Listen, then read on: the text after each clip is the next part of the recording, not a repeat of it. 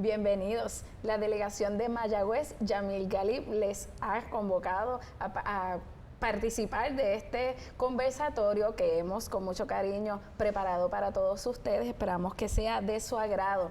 Les habla la licenciada Yaritza Echevarría Villarrubia, que estaré moderando este conversatorio acompañado de unos excelentes recursos. Entonces, este conversatorio que lleva como título Solidaridad Gremial, el Cuerpo de Procuradores del Colegio de Abogados y Abogadas de Puerto Rico, se trae en ocasión de la Asamblea 182 del Colegio de Abogados y Abogadas de Puerto Rico, que trae como lema para esta asamblea Hermandad Legal, Solidaridad, Valentía y Respeto, como compromiso no solo de la delegación de Mayagüez, sino de este ilustre Colegio de Abogados y Abogadas de Puerto Rico. Estamos agradecidos de estar en este momento con ustedes compartiendo tan importante tema que nos da alegría que tengamos la oportunidad de darlo a conocer para todos aquellos que aún no tienen conocimiento, que pueden beneficiarse de este labor que realiza el Cuerpo de Procuradores. Me acompaña en esta mañana la licenciada Daisy Calcaño López, presidenta actual del Colegio de Abogados y Abogadas de Puerto Rico y presidenta del Cuerpo de Procuradores. También me acompaña el licenciado Donald Milán Guindín, delegado de la Junta de Gobierno del Colegio de Abogados y Abogadas de Puerto Rico por la delegación de Mayagüez, Yamil Galib, y miembro del Cuerpo de Procuradores. Estaremos en el transcurso, ¿verdad?, de este tiempo que vamos a compartir, discutiendo varios temas, conociendo qué tiene el Cuerpo de Procuradores para ofrecerle a todos los compañeros y compañeras de esta hermosa profesión. Y les invitamos a permanecer hasta el final de este conversatorio para que pueda nutrirse de esta tan valiosa información. Gracias. Así que, Daisy, cuéntanos cómo surge el Cuerpo de Procuradores. ¿Qué es? El Cuerpo de Procuradores surge para finales del 2018, cuando el presidente entrante, el licenciado Edgardo Román Espada, me dice: Daisy, yo quiero que tú me evalúes la posición del procurador. Nosotros teníamos desde el 2004 el colegio aprobó por asamblea tener aquí un procurador del abogado y abogada o procuradora. Así las cosas, ¿qué hacía ese procurador? Pues lo que hacía era contestar las consultas y en muchas ocasiones podía ser referido a otros compañeros que pudieran atender uno que otro caso. Una vez evaluado en ese momento, rendió un informe donde solamente teníamos 3 casos de colegiados y colegiadas que no habían avanzado, que de hecho eran desacatos criminales ante el Tribunal de Primera Instancia de San Juan. No teníamos nada más. Por 20 años yo he representado a compañeros y compañeras en procedimientos disciplinarios y le pedí al entonces presidente: yo quiero crear un cuerpo de procuradores, yo quiero que me autorices a yo convocar a las delegaciones y formar ese cuerpo y que cada delegación tenga su procurador. Logramos tener por lo menos 12 en aquel entonces. Yo había preparado un curso de educación jurídica continua, que es el procedimiento disciplinario de la A a la Z. Y ese curso da lugar a comenzar a dar unos talleres para adiestrar a los procuradores y procuradoras. En mi tercer taller, conozco al compañero Donald Milán, que ¿verdad?, vino y se presentó y me dijo: yo quiero pertenecer a ese cuerpo.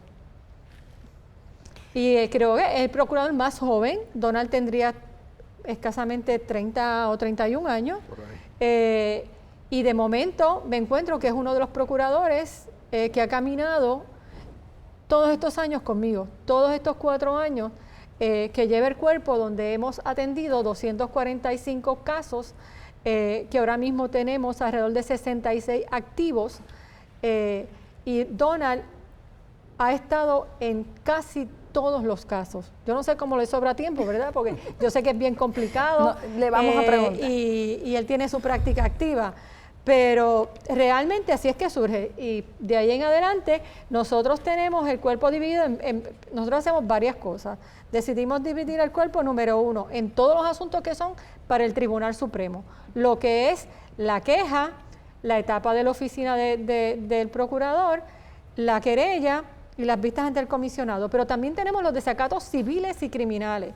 Y de hecho, los desacatos civiles es un logro de este cuerpo. ¿Por qué? Porque por décadas, por las últimas 2 décadas, la Oficina de Inspección de Notaría y el Tribunal Supremo referían estos casos en desacato criminal, ¿verdad? En desacato sin nombre y apellido, y automáticamente el Tribunal de Primera Instancia de San Juan lo refería a la parte criminal. Pues este cuerpo también logró que de más o menos el verano del 2020, todos los casos entonces que se están refiriendo en desacato al Tribunal de Primera Instancia ya no son criminales sino civiles. Déjame añadir algo de lo que tú decías, de qué exactamente es el cuerpo de procuradores, y es precisamente un grupo de abogados colegiados que desde el voluntariado, ¿verdad? Prestamos nuestros servicios, mayormente trabajamos desde nuestras oficinas para ayudar a los compañeros colegiados o colegiadas que tienen algún problema ético y los representamos. Eso es una definición básicamente la más simple que podríamos tener de qué exactamente hacemos. Así que los colegiados ¿verdad?, que están por allí pueden estar tranquilos que si algún día le llega esa cartita del Tribunal Supremo, que todavía envía cartas en papel, pueden venir al colegio y lo vamos a poder ayudar y probablemente salvarle su título. Así que esa es a grandes rasgos lo que hace el cuerpo de procuradores. Y el cuerpo hace más, porque tenemos compañeros y compañeras que sufren algún tipo de enfermedad, están postrados en cama y entonces nos solicitan que vayamos a su casa, que comencemos el proceso de cesación de la notaría, que también comencemos el proceso a cambiar de estatus de activo a inactivo. Hemos tenido casos donde hay compañeros que ameritan unas situaciones muy particulares donde nosotros a base de donativos que recibimos también los asistimos. O sea, el cuerpo de procuradores no solamente es el que te representa ante el Tribunal Supremo, ante la Oficina de Inspección de Notaría o ante el Tribunal de Primera Instancia, sino que hay situaciones que por razones de salud se comunican al colegio y nosotros entonces trabajamos con eso. Es precisamente desde mi perspectiva que precisamente este conversatorio lleva por tema solidaridad gremial. Desde mi perspectiva puedo ver, y por lo que ustedes nos comparten, que el cuerpo de procuradores es la cercanía del colegio de abogados y abogadas a sus miembros, ¿verdad? Sí, a los miembros del cuerpo. Vamos a ponerlo de esta manera: si un abogado colegiado está almorzando y está sentado con otros abogados que no están colegiados, siempre se va a dar la dinámica de qué ofrece el colegio, ¿verdad? ¿Qué hace el colegio por mí? Pues la contestación más sencilla tendría que ser: mira, el colegio tiene un grupo de trabajo que se llama el cuerpo de procuradores, y eso es una de las cosas principalísimas que hace el colegio, defender a los abogados que tienen un problema. Esa sería la contestación ideal para cualquier abogado que ha decidido no estar colegiado, que regrese al colegio de abogados, porque es una institución que lo va a defender en cualquier sitio. Y hay algo que quiero puntualizar. Yo miraba unos números esta mañana que son sorprendentes. Las determinaciones del Tribunal Supremo se publican regularmente los viernes a las 6 de la tarde. Uno recibe un email del Tribunal Supremo y tiene las determinaciones del tribunal que son publicadas. Si nosotros miramos hoy, habían 99 determinaciones publicadas del tribunal, y según los números que yo miré, el 40%, es decir, casi 40 casos, eran in res. Si vamos al año anterior, año 2021, de 162 casos publicados, 49% eran in res. El 2020 era un 56%, y los años prepandemia, en el 2019, eran de 242 casos, 160, que eso representa un 66%. Y el año anterior, el 2018, 125 casos para representar un 59%. En otras palabras, lo que verdaderamente se litiga en el Tribunal Supremo es el título de los abogados. Es la cosa ética, y es una de las materias que menos el abogado está pendiente a ella.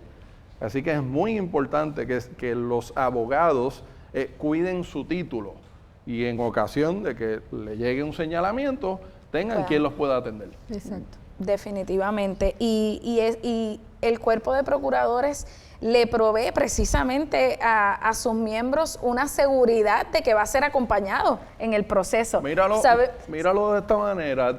Por ahí uno dice que el que se representa a sí mismo tiene un tonto por cliente. Sí. Pues claramente estos son los mejores casos en donde aplica. Porque ese abogado, para ilustrarlo. Claro, porque ese abogado estaría confrontándose directamente con el que lo acusa. Exacto. Y eso inhabilita a la persona. Entonces, mira algo, un abogado podría estar sujeto, más o menos va a tener como unos 6 flancos que van a estar sujetos a un ataque ético. Puede venir la queja ética de un abogado o de una persona en contra de él. Se pueden elevar los autos. En un caso en instancia o en el Tribunal Supremo se puede ordenar que se eleven los autos. Puede haber un señalamiento de la Oficina de Inspección de Notaría. Puede haber un señalamiento también en cuanto a una designación de oficio. Y puede haber lo que yo le llamo una queja indirecta, que es cuando el Tribunal Federal, y esto es importante, que se conozca, aquellos que practican en el Tribunal Federal.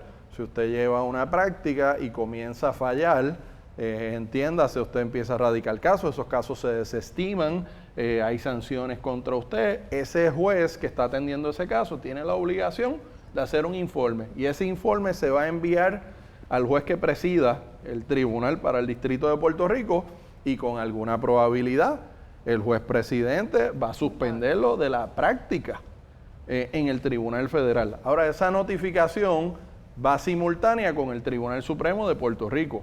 Así que un abogado que lo suspenden del distrito podría enfrentarse a un proceso de manera indirecta en el Tribunal Supremo y con gran probabilidad el Tribunal Supremo puede suspenderlo usted también, aun cuando no hay una parte quejosa. Usted no tiene una persona que se está quejando ante, evidentemente, una situación ética. Así que hay varias áreas en donde un abogado se puede estar enfrentando o está sujeto a problemas éticos. De hecho, en cuanto a una suspensión en el Tribunal Federal, cuando se remite ese expediente, ¿verdad? Esa resolución del Tribunal del Tribunal Federal, automáticamente sale una orden de mostrar causa por la cual usted no debe ser suspendido de la profesión.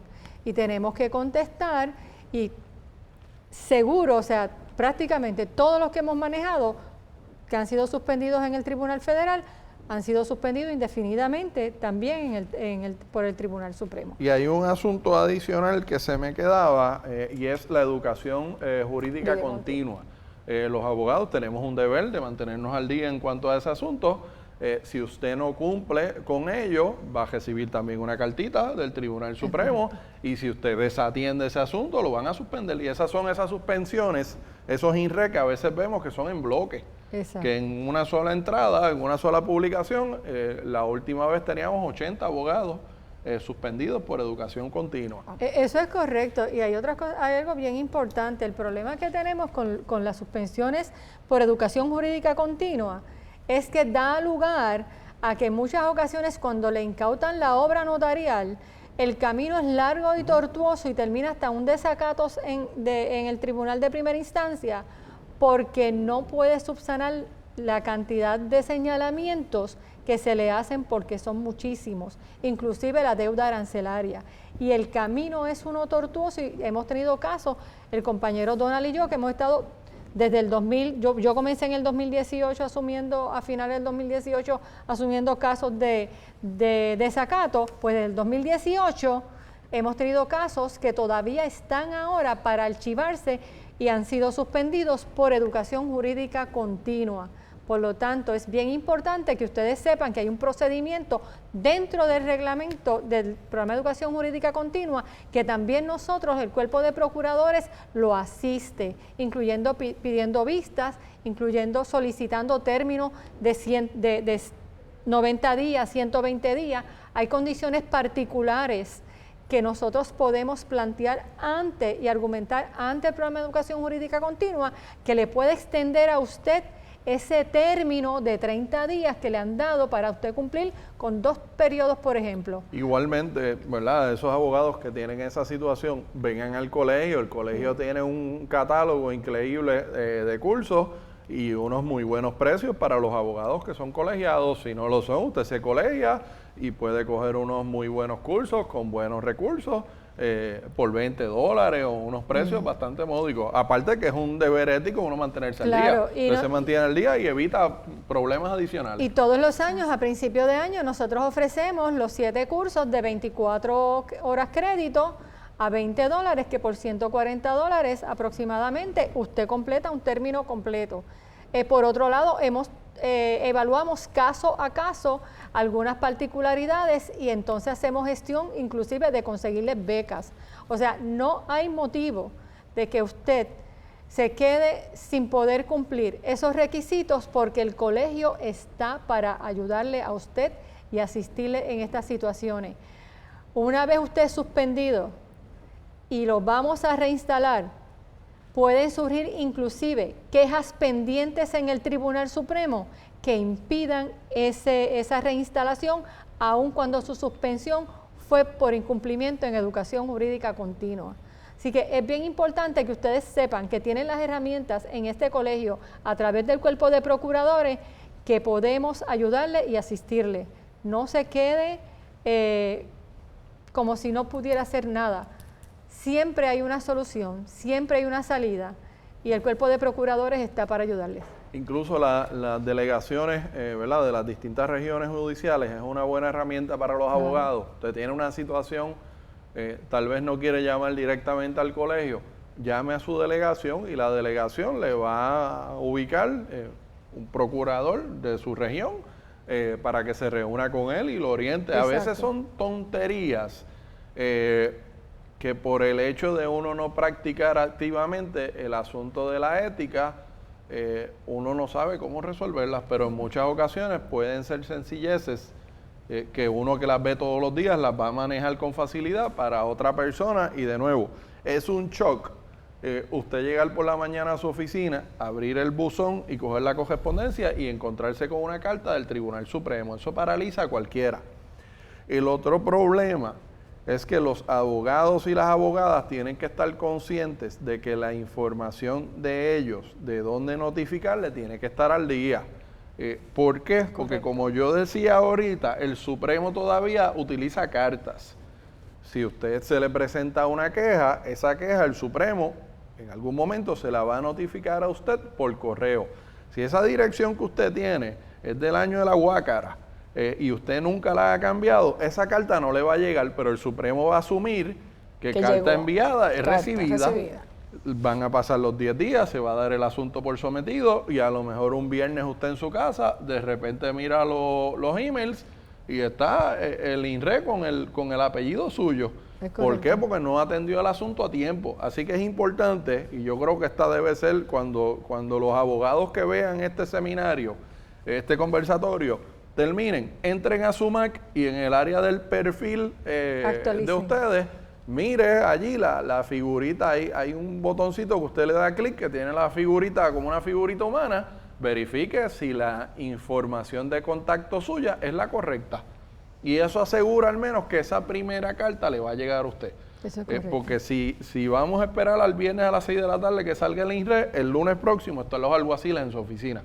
Y eso no es una experiencia agradable para nadie, que no quisiéramos y es importante enfatizar de que por qué esa primera notificación de que se le ha presentado una queja a usted se tiene que notificar de manera física a través del correo.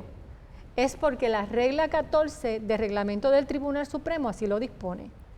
Una vez usted contesta, entonces de ahí en adelante comienzan a enviarle las notificaciones a través de su correo electrónico. Además, la regla 12 el canon 12 de ética profesional dispone que usted tiene que mantener sus datos ¿verdad?, al día. Así que es bien importante que ustedes puedan hacer eso. Nuestro colegio hizo un análisis hace unos cuantos años sobre la cantidad de abogados y abogadas que no tenían ni siquiera un correo electrónico y nos dio un 18%. Si aún todavía usted tiene algún problema con usted actualizar su información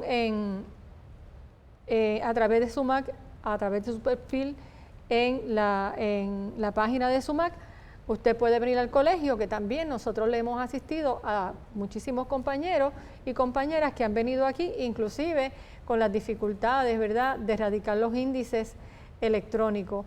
El cuerpo de procuradores le ofrece tantos y tantos servicios a usted que no solamente es atender ese caso que es el más importante que en la vida uno puede presentar en lo personal o representar a algún compañero o compañera, que es ese caso ético donde usted tiene en sus manos la reputación, la vida personal, la vida familiar, la vida económica, todo el título de ese compañero o compañera. Mire, y siguiendo la línea de Daisy y tal vez explicando un poco más cómo es el proceso en la cuestión práctica, porque de nuevo, si esto se va a regular, en síntesis, el proceso ético se va a regular por el reglamento del Tribunal Supremo. Pero si le damos una lectura a ese reglamento, lo que tiene que ver específicamente con el trámite ético, le van a aplicar muy pocas reglas.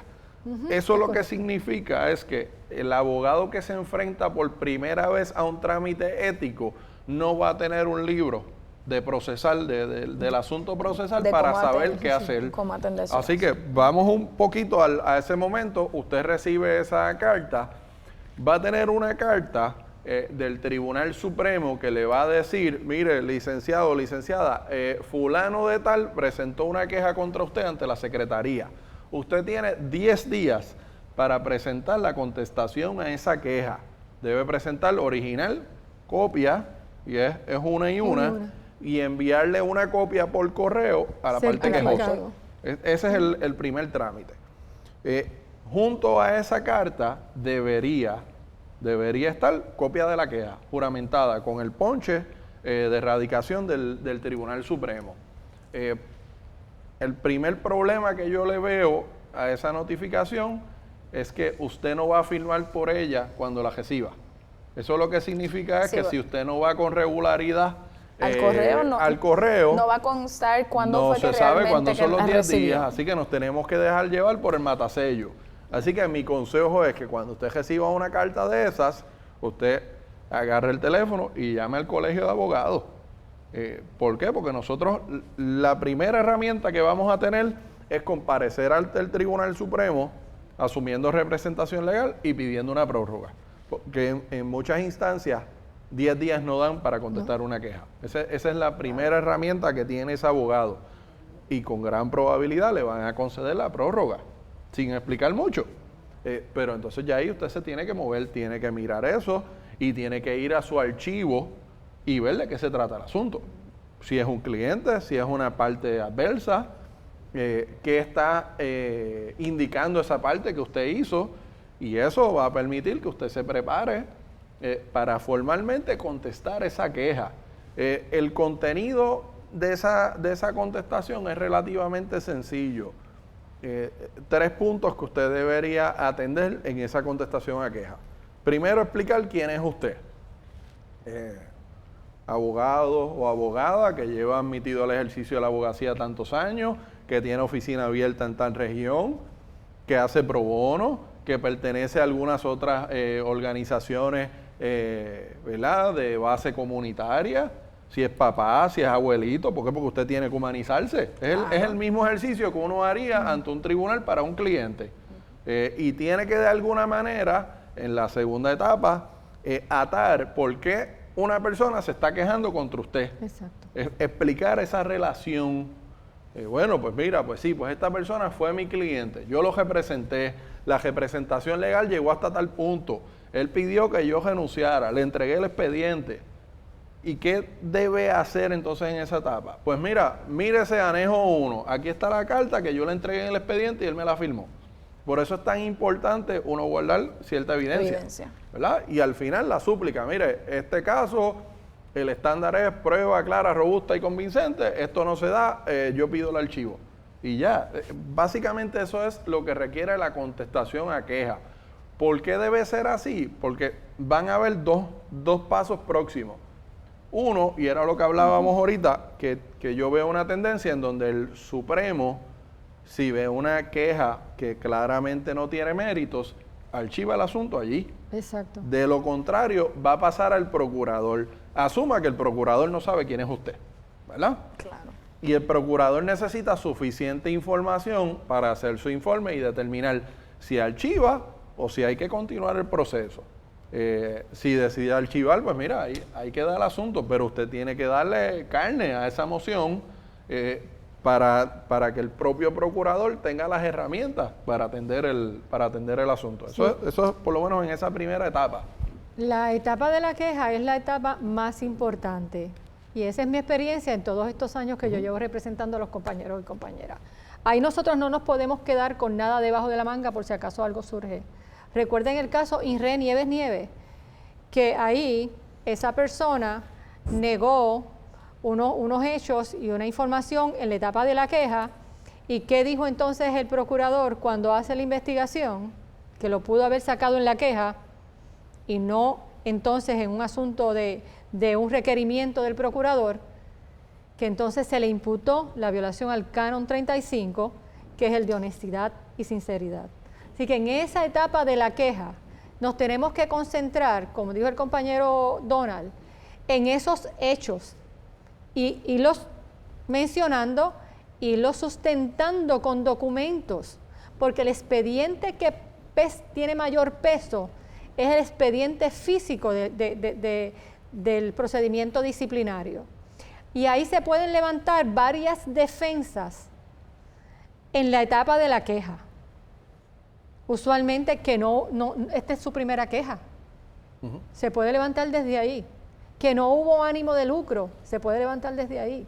Que usted tiene buena reputación, igualmente.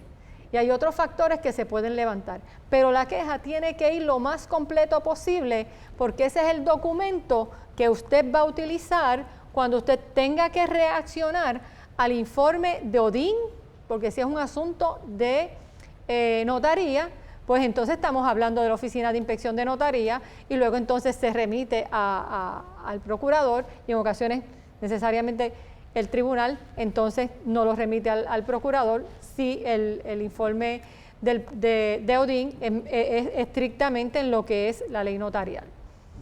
Y entonces, por otro lado, tenemos entonces que en la etapa de investigación del procurador, que por disposición de ley es quien radica, quien investiga, está a cargo de la investigación y además radica la querella. Daisy, antes de eso, tal vez dando un ejemplo se pueda entender un poco mejor el asunto de cómo contestar quejas.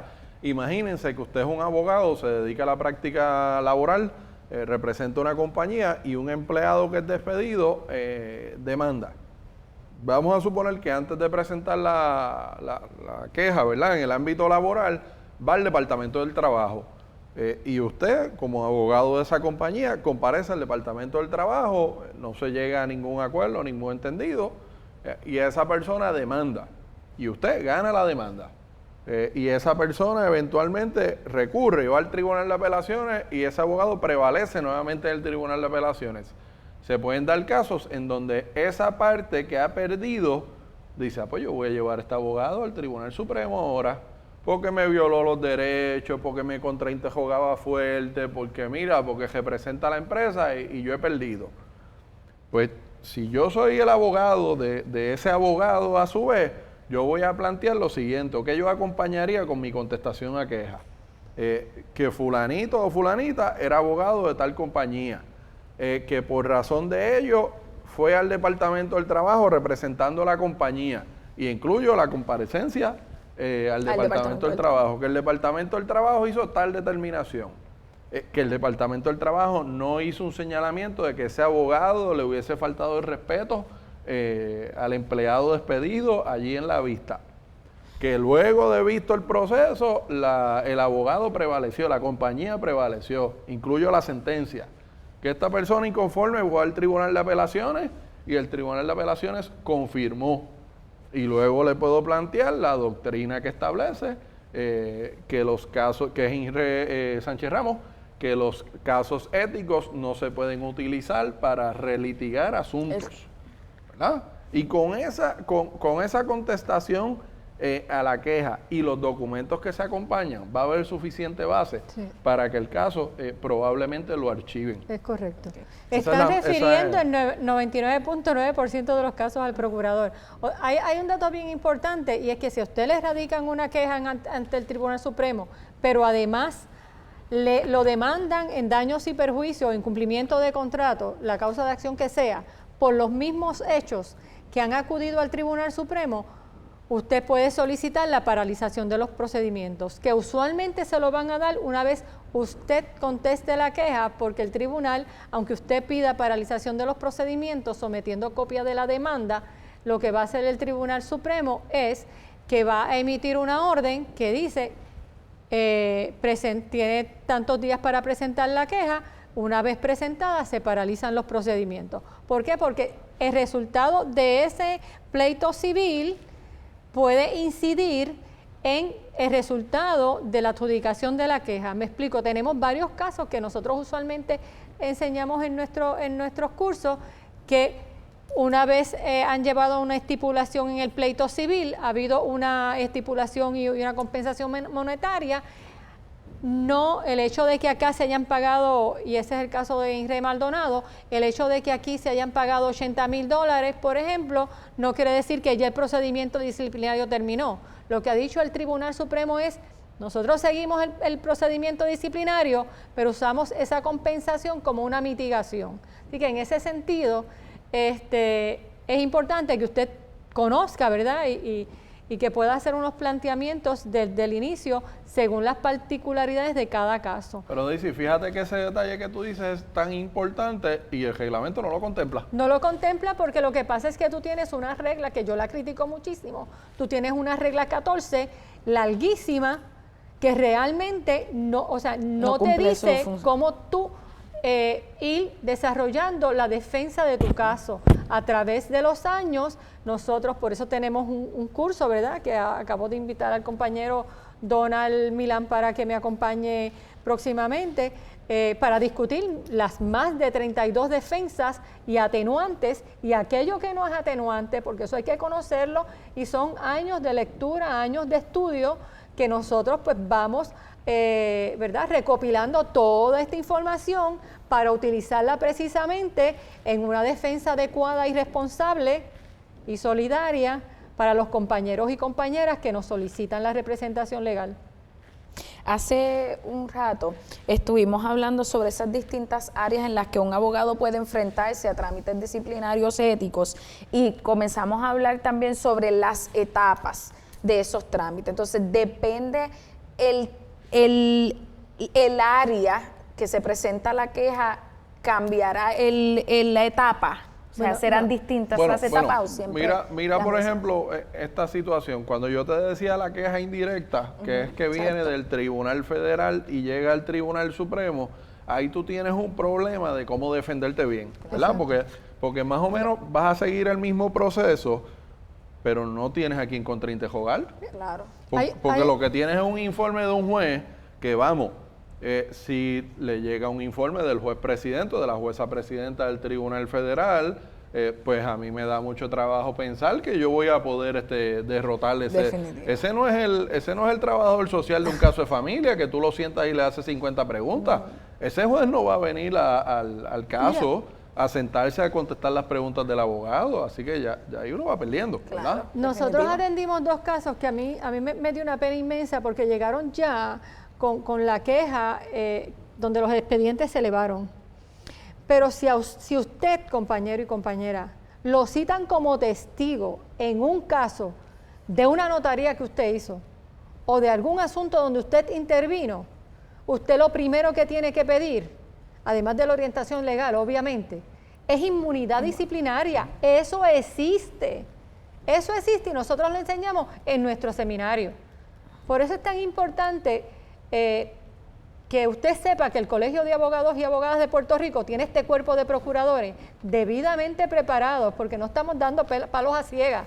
es que estudiamos el derecho, es que estudiamos los casos éticos, es que cada vez que vas a un IRREL lo leemos, es que vemos cómo se actualiza, cómo se dan los distintos atenuantes en casos similares, cómo se dan una serie de atenuantes que pueden ser considerados una reducción significativa en una suspensión. Me explico.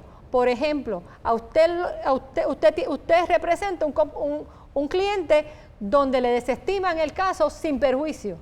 Luego le hacen una segunda desestimación con perjuicio. La mayoría de nosotros hemos leído los múltiples casos que eso conlleva una suspensión indefinida. Pues el cuerpo de procuradores tiene 3 récords. Tiene uno de 8 meses, tiene uno de 6 meses, tiene uno de 3 meses y recientemente uno de archivo con una censura sin suspensión.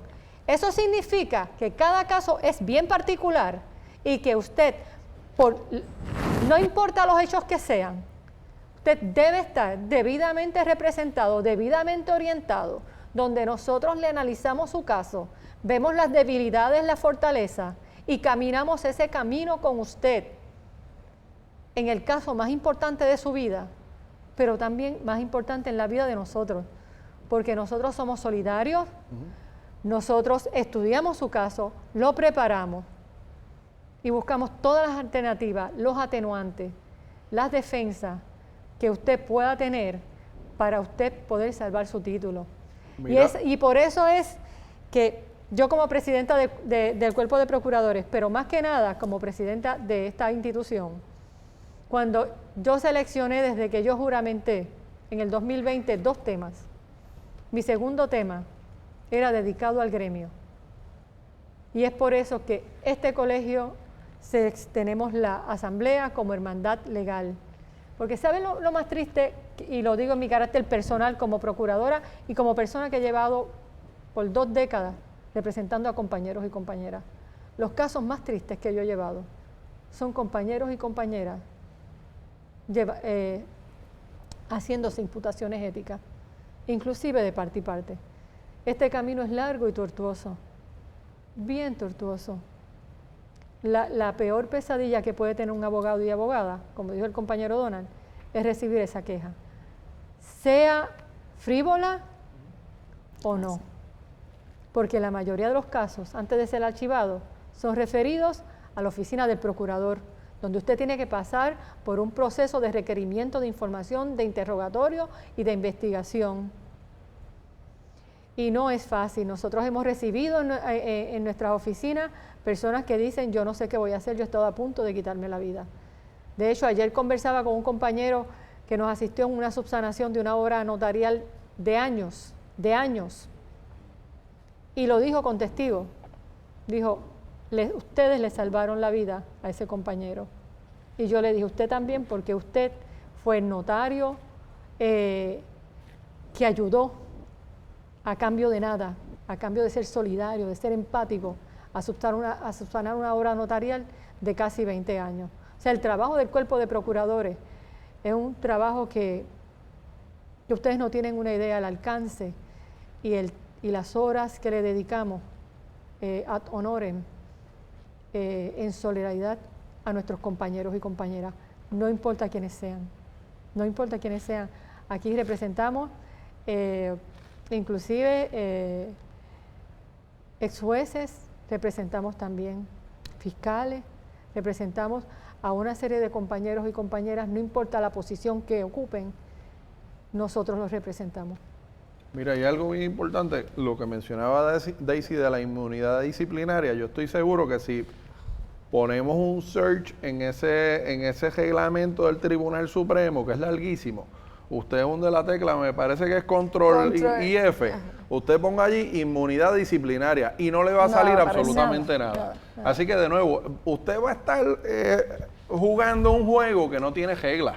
No tiene reglas. ¿Verdad? Así que es importante uno ir con alguien que lo lleve de la mano, que sepa cuáles son las reglas del juego, porque a veces ni siquiera nosotros sabemos cuáles son las reglas y sobre eso voy a ir ya mismo.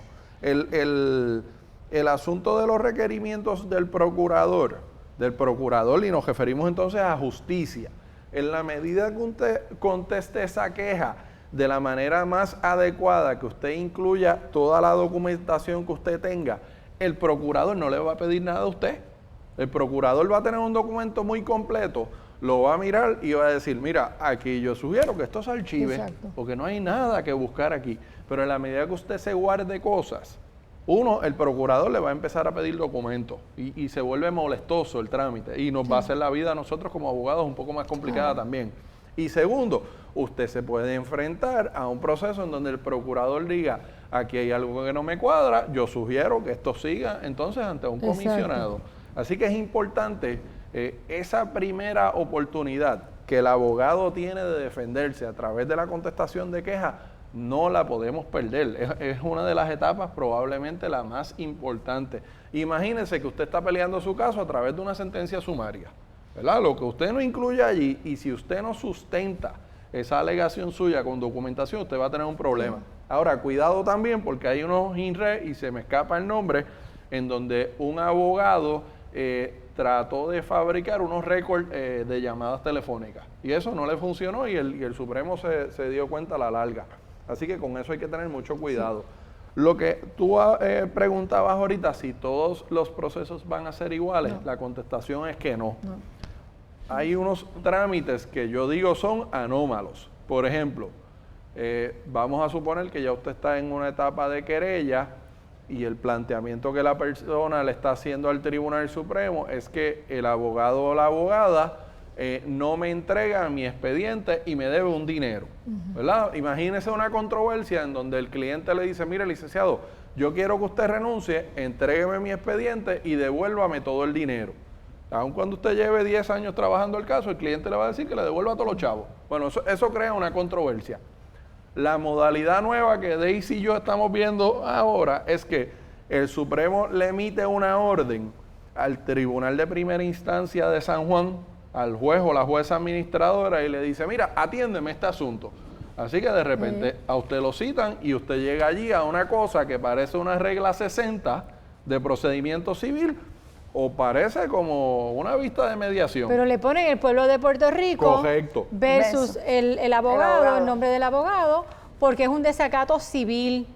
Y eso se mantiene ahí y se pasa a prueba. Es la modalidad que estamos viendo, ¿verdad? Hemos tenido los 2 últimos casos recientes, en los últimos días que hemos estado en el tribunal, que los compañeros no solamente tienen el desacato civil por no subsanar la obra notarial, sino que también tienen un desacato civil porque no le entregó el expediente y porque no le devolvió el dinero.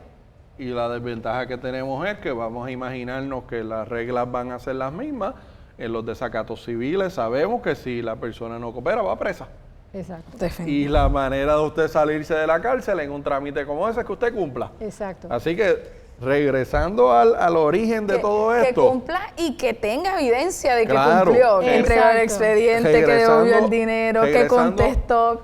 Regresando al origen de todo esto, si usted entregó un expediente, asegúrese de hacer una carta y decirle a esa persona, fírmeme aquí, por favor. A veces la gente se pone difícil para firmarle ese documento. Todos los abogados que hemos devuelto un expediente hemos pasado por ese proceso. Si la persona no le quiere firmar el documento, usted haga una notita abajo. Fulanito, fulanita vino aquí, no quiso firmar, yo estoy firmando tal día, esto a tal hora, sáquele copia, igual de eso. No solamente eso, yo tuve un caso donde el abogado le entregó el expediente, pero no encontraba el recibo. Y me decía, mire, licenciada, yo juro que yo entregué el expediente. Y ella dice que no le entregué el expediente y me tiene una queja. Yo dije, es un caso del tribunal, ok, pues vamos a pedir copia del expediente, pero usted siga buscando. Como a los 3 meses ya estaba en la oficina del procurador. Dice, organizando unos archivos me encontré el papel.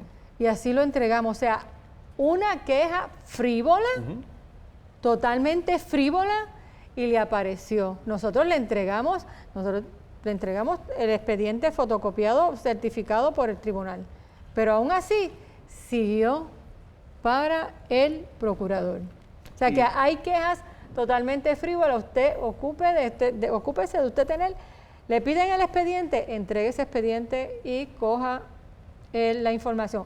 Una cosa bien importante, porque me han llegado varios casos de eso y los tengo, es que cuando usted entregue el expediente, no diga, no escriba en ese recibo que ese ex cliente suyo lo releva a usted de toda responsabilidad del caso, porque es impropio.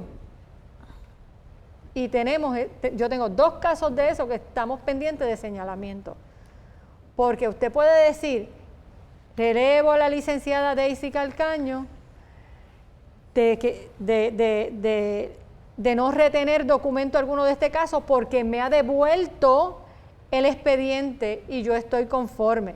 Otra cosa que usted debe hacer es que en la parte de atrás de ese expediente, ¿sabe qué? Póngale los folios. Y cuando usted entregue un expediente que puede resultar en una queja o la persona está bien alterada o está bien inconforme con usted, pues entonces usted le dice, cuenta a los folios todo lo que te estoy entregando. Si usted puede listar lo que usted le está entregando, ¿sabe qué? Hágalo.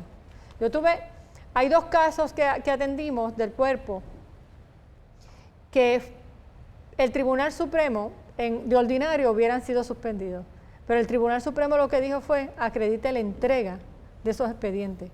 Y eran 2 confinados. Pues yo le dije a cada uno de los abogados, contratan un notario y vaya y levante un acta de entrega de ese documento. Y estuvieron toda una mañana.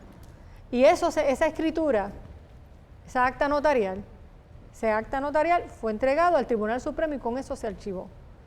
Pero la realidad es que tenemos que tomar muchas medidas y eso no está escrito en ningún lado. Eso nosotros con nuestra experiencia del día a día, de cómo trabajar los casos, de identificar las defensas, los atenuantes, cuáles son las debilidades, qué usted puede hacer, todo lo que usted puede hacer para usted salvar ese título, o por lo menos que le den una sanción menor, que no sea la suspensión indefinida.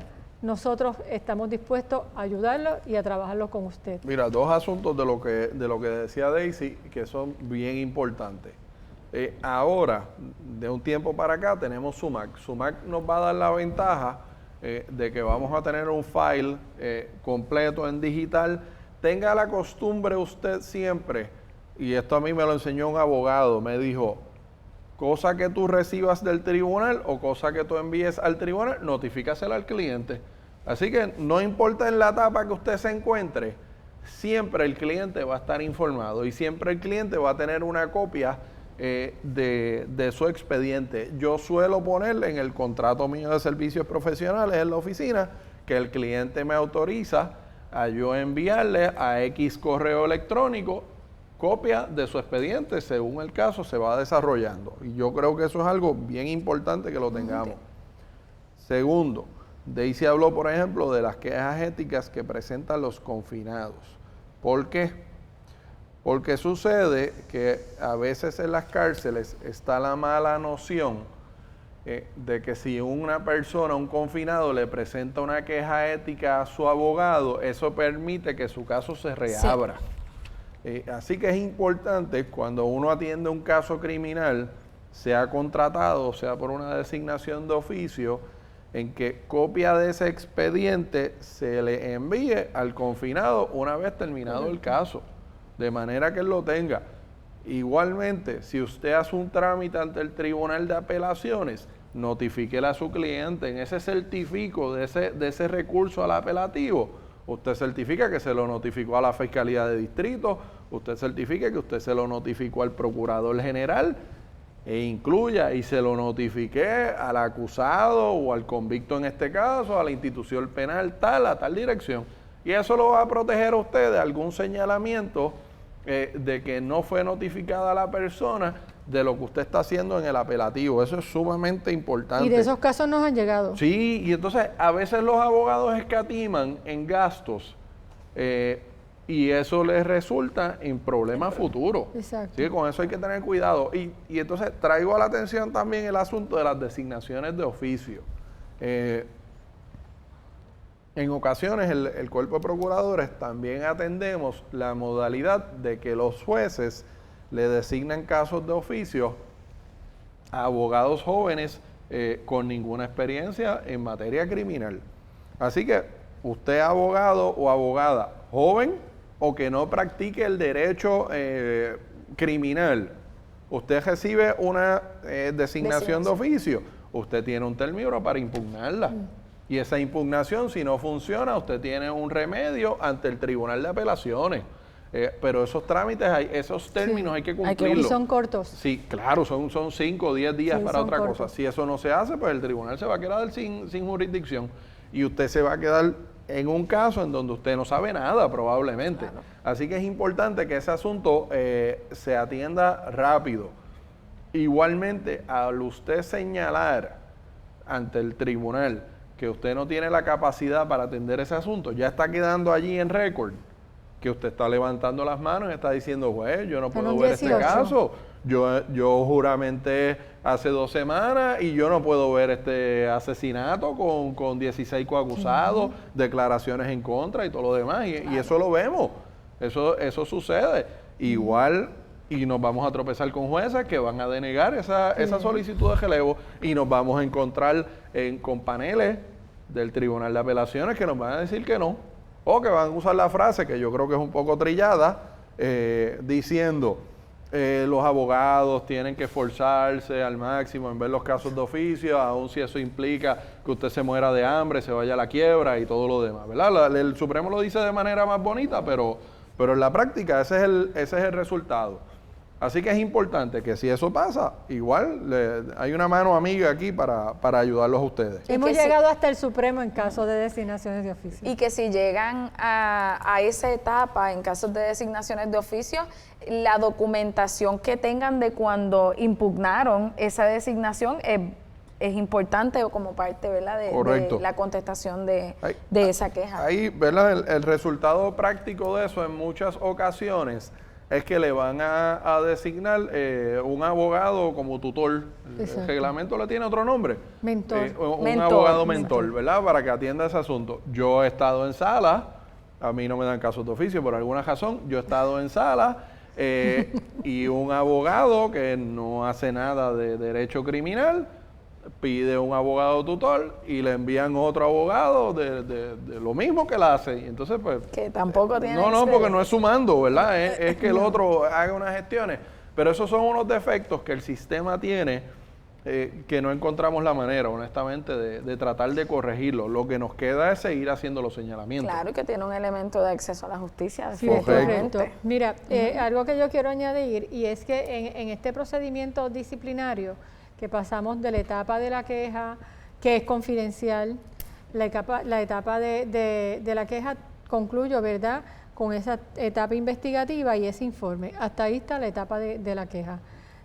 Una vez se contesta la querella, una vez el Tribunal Supremo ordena que se radique la querella y usted contesta, de ahí en adelante ese procedimiento se convierte en uno público. Hay algo bien importante.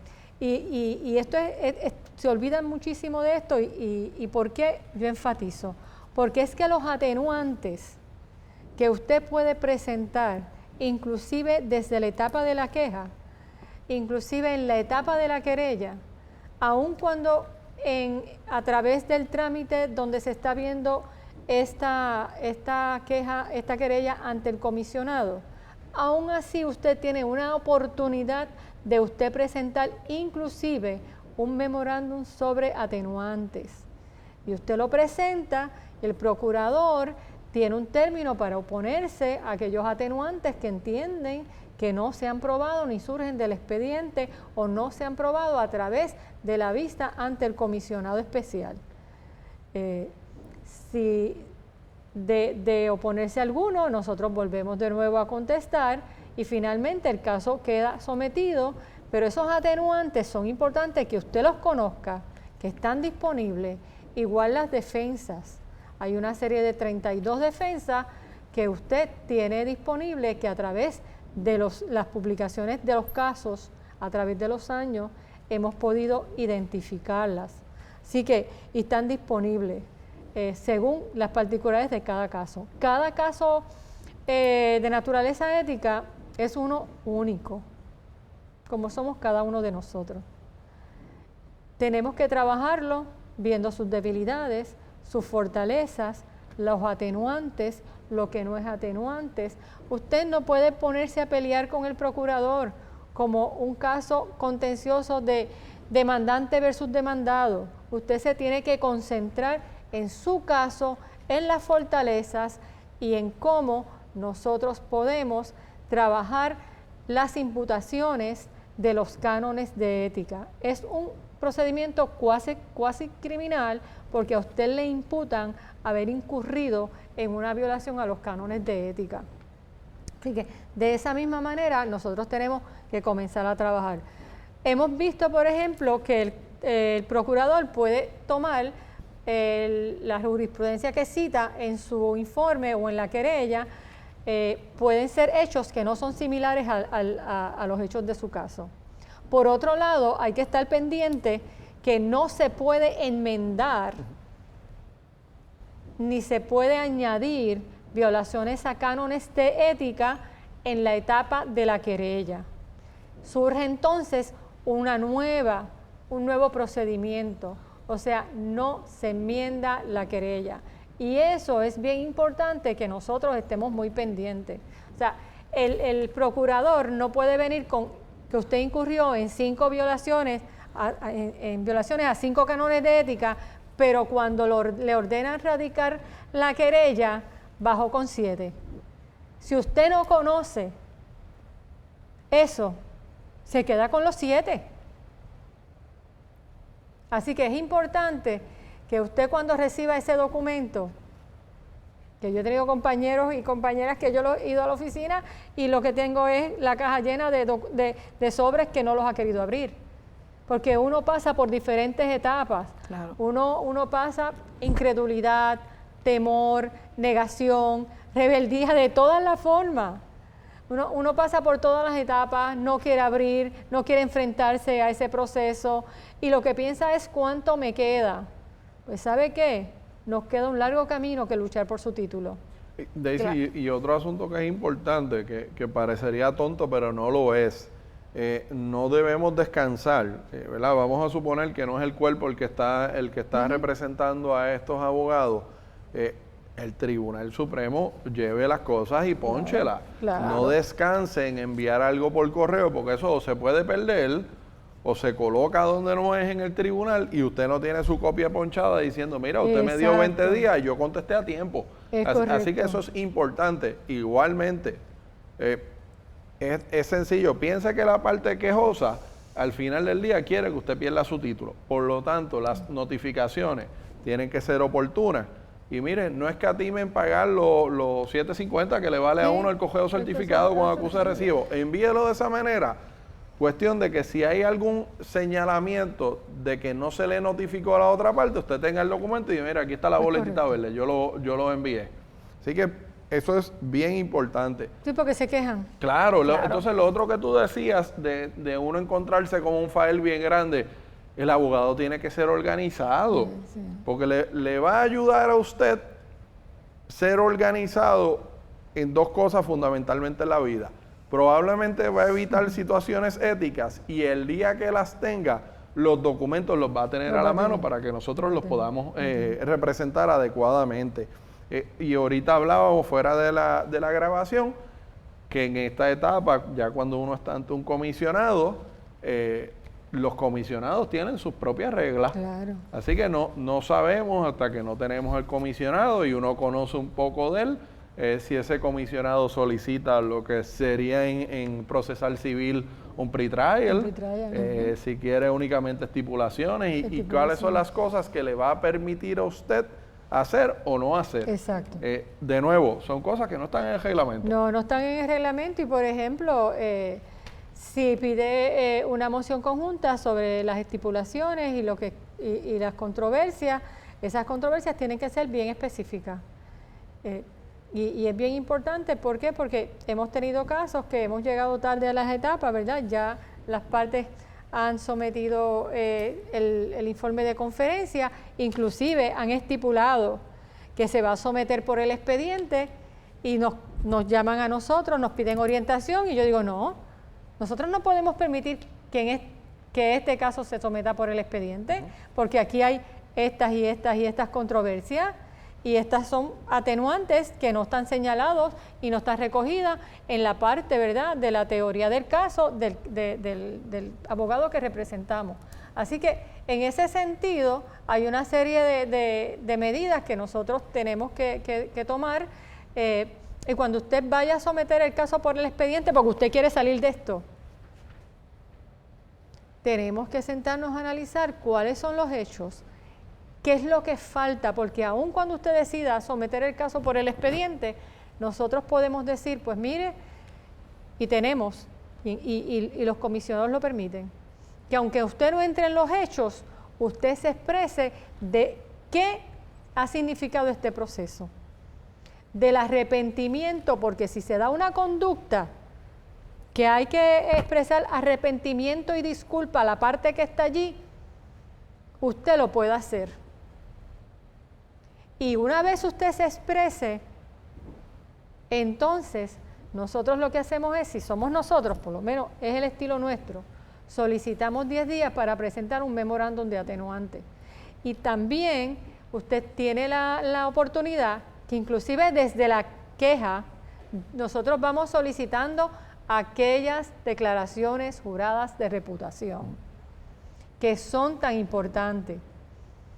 Y esas declaraciones juradas de reputación lo van a seguir usted en todas las etapas hasta la vista ante el comisionado, que usualmente son estipuladas, y entonces no necesitamos que estas personas que le dieron las declaraciones juradas de reputación se sienten a hablar allí.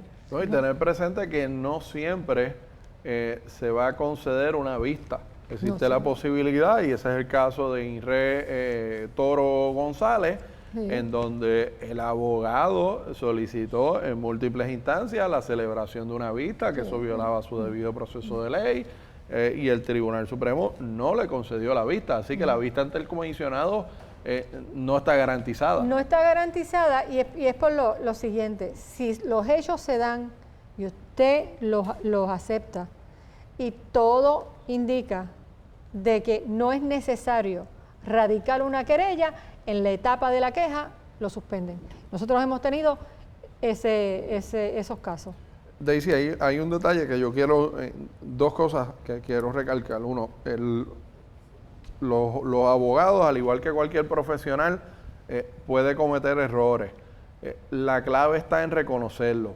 Y uno tiene que ser humilde en el sentido de que hubo una comisión de error, hay que levantar las manos y pedir disculpas. Eso es una herramienta que el abogado va a tener, no solo una cuestión de derecho, sino una cuestión como ser humano. Y de rinde entender, fruto. Claro, cometí un error, tengo que reconocerlo.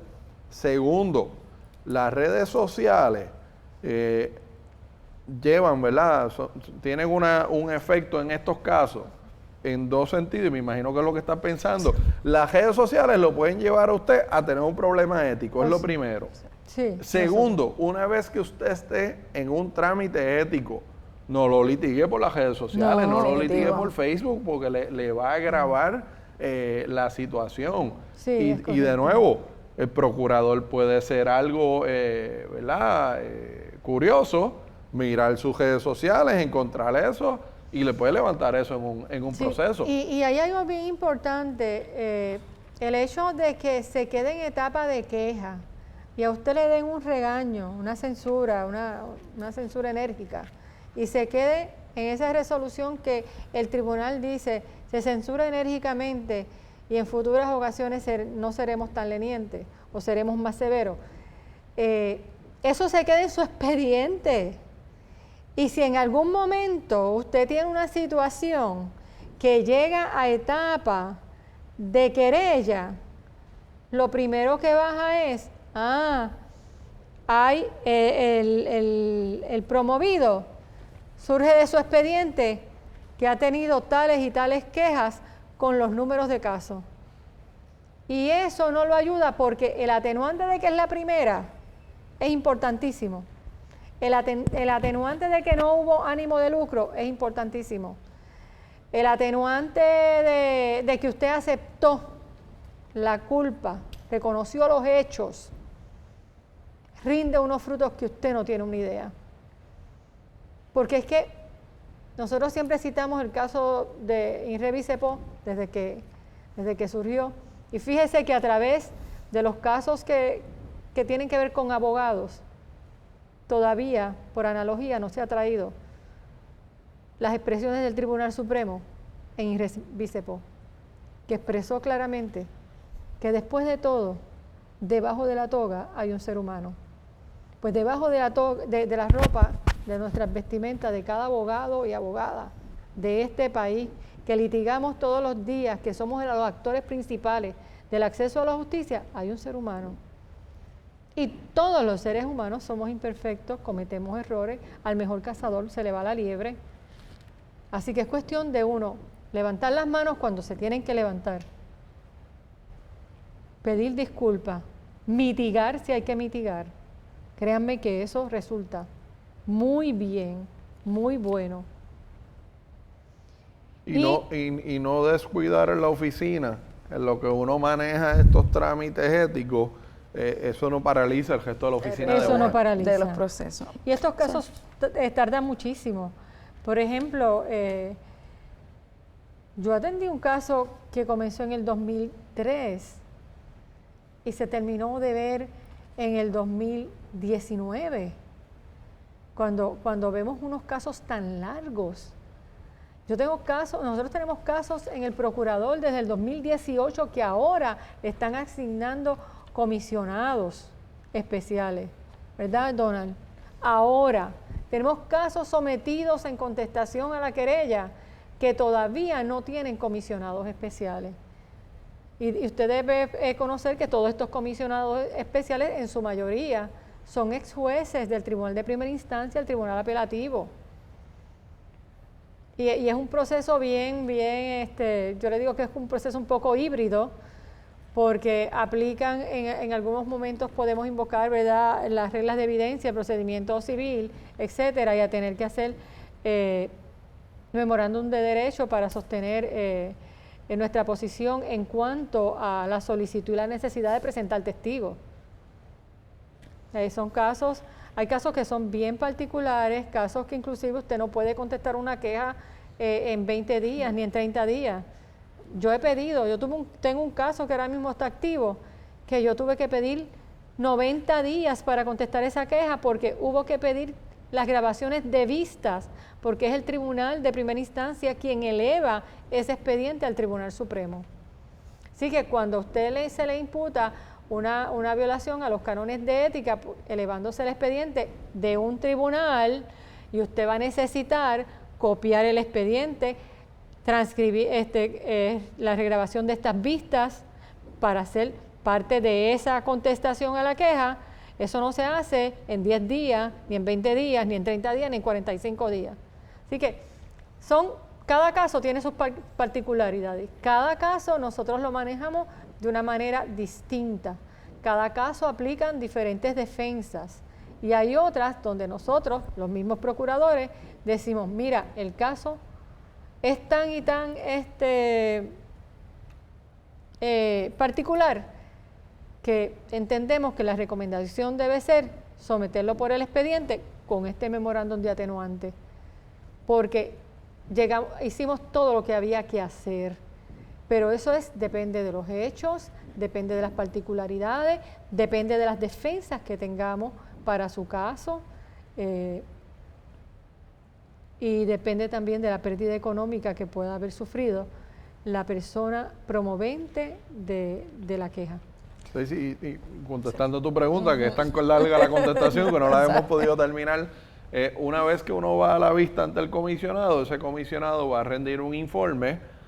Como decía Daisy, tenemos siempre la oportunidad de, antes de ese informe, presentar una moción de atenuantes, pero al final del día va a haber un informe con una recomendación, igual que pasaría en una agencia administrativa, por ejemplo. Y uno igualmente va a tener un término para reaccionar a ese informe, que eventualmente ¿verdad?, va a ser atendido por el Tribunal Supremo. Y eso nos lleva a la etapa de la especulación. ¿Por qué? Porque como decía Daisy ahorita, podemos tener un caso con unos hechos bien similares en donde el Tribunal Supremo decide suspender a ese abogado Podemos tener otro que bajo esos mismos hechos vamos a tener una censura enérgica. ¿Por qué? Porque no tenemos una tabla en donde yo pueda ir y pueda decir, bueno, primera querella, tantos años de abogado equivale a tantos puntitos, ¿verdad? Como Exacto, si fueran las guías claro. de sentencias federales. Y entonces el Tribunal Supremo tiene que hacer X determinación. Eso no lo existe. tenemos. Así que ese abogado siempre va a estar expuesto a múltiples cosas. Sanción enérgica, suspensión por X cantidad de tiempo, suspensión indefinida, que lo suspendan de la notaría pero lo dejen como abogado, Exacto. que lo suspendan de ambas cosas y lo restituyan en X tiempo como abogado, ¿verdad? Eso va a suceder. Eso tiene la consecuencia a su vez que usted tiene que hacer dos cosas importantes. Notificar a todos sus clientes que ya usted no es abogado, y eso es un proceso bien doloroso, pero lo tiene que hacer. Lo tiene que hacer. Tiene que devolver expedientes y tiene que devolver dinero. Si usted ha cobrado por casos que usted no ha atendido en su totalidad, usted tiene que devolver ese dinero. Y lo otro que tiene que hacer es informárselo Al Tribunal a Supremo. todos los casos en donde usted está. Usted tiene que presentar una moción. Cuando usted haga ese proceso completo, usted tiene que presentar una moción ante el Tribunal Supremo diciendo, mire, Tribunal Supremo, cumplí con la orden que me ha dado el tribunal.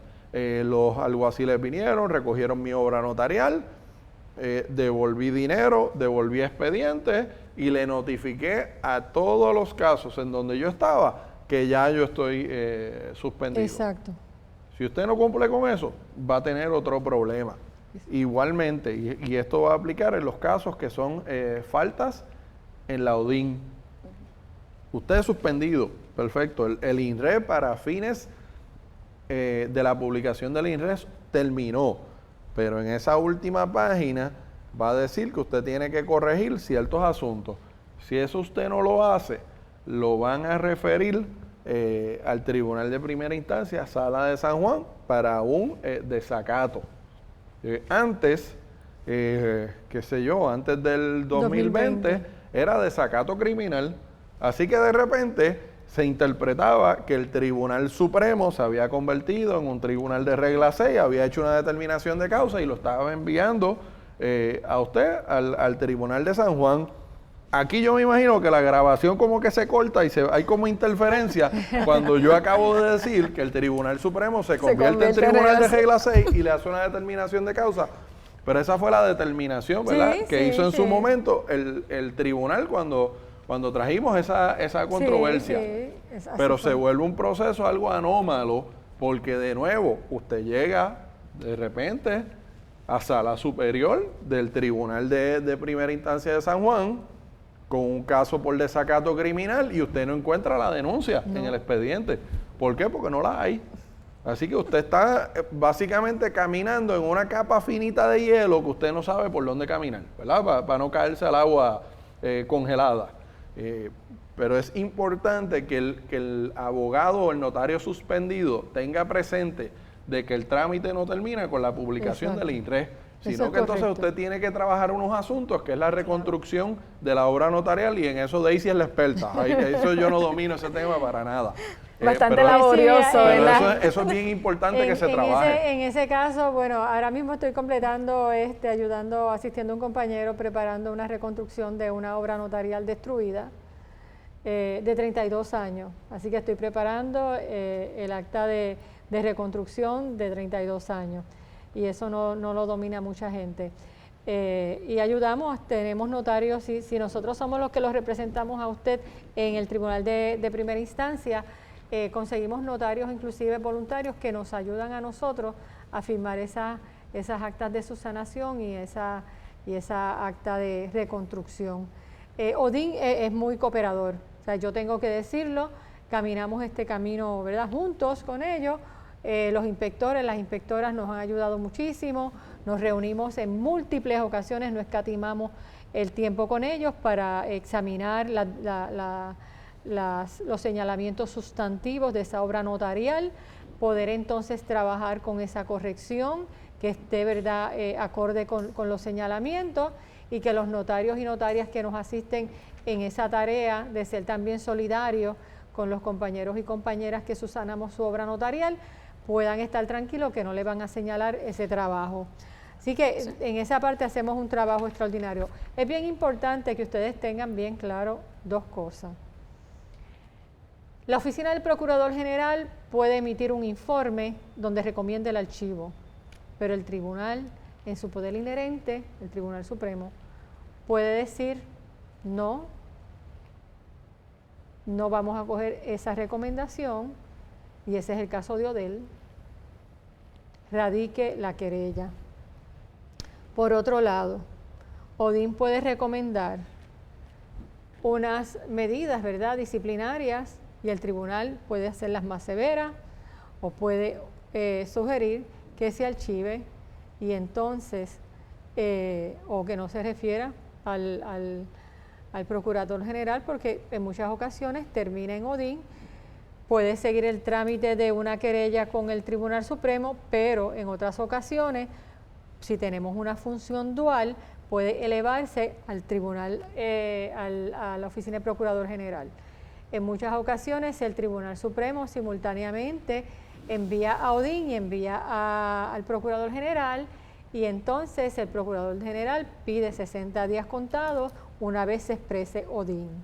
Así que en ese sentido tenemos bastantes particularidades que no tenemos realmente una guía exacta para uno manejar estos casos, y lo aprendemos en la marcha, porque cada caso tiene sus particularidades. La parte de inspección de notaría, mire, tenga usted la fianza al día. O sea, esto es una pesadilla si usted no tiene la fianza al día. Es bien importante que si usted tiene una práctica bien prolífera notarialmente, existe la cubierta de documentos valiosos en nuestras pólizas comerciales, el package comercial que asegura nuestro contenido en nuestra oficina. La fianza cubre $20,000, pero si usted tiene una práctica bien activa en lo notarial y esos protocolos de un año pueden sumar $40,000 o $50,000 en aranceles y se destruye, la fianza le va a cubrir 20 y se va a quedar descubierto por 30 o 40. Esas cubiertas están disponibles, háblese con su productor de seguro, y es un anuncio no pagado. es que yo estuve bastante tiempo en la industria de seguro y sé que eso existe, pero nos da a nosotros una tranquilidad. Mire, una cosa bien importante, cancele esos aranceles. Cuando usted llega en un procedimiento de desacato al tribunal de primera instancia, automáticamente no se genera una reclamación a la compañía de seguro. No. Se busca que usted subsane tanto la parte sustantiva como la parte arancelaria de manera significativa. Y una vez queda un remanente, una deficiencia mínima, entonces comienzan esas reclamaciones. Y la realidad. Y hay que devolver ese dinero, o sea, el fondo o las distintas compañías de seguro le van a pagar por usted, pero usted va a tener una cartita cobrándole el dinero. Y la realidad es que un abogado se podría enfrentar a un issue de apropiación ilegal, porque hay múltiples casos que lo dicen. Hay un asunto que usted se está teóricamente quedando con unos sellos y o son con un fondos dinero públicos. que no era y es bien suyo. importante, son fondos públicos. Y es bien importante que usted no llegue a ese proceso de desacato, porque el proceso de la recuperación y la reinstalación es tan tortuoso que a veces Donald y yo hemos conversado y digo, pero si ya perdió el título, perdió su fuente de ingreso y ahora se expone a perder su libertad y esto no cesa, y cada 2 o 3 meses estamos allí para ver cuánto se ha subsanado, cuánto ha avanzado. Y ya algunos compañeros que nosotros con mucho cariño y mucho compromiso los hemos asistido, han incumplido y ya están saliendo con sanciones económicas. Y entonces la próxima vista. Así Así que en ese sentido, el proceso es bien tortuoso.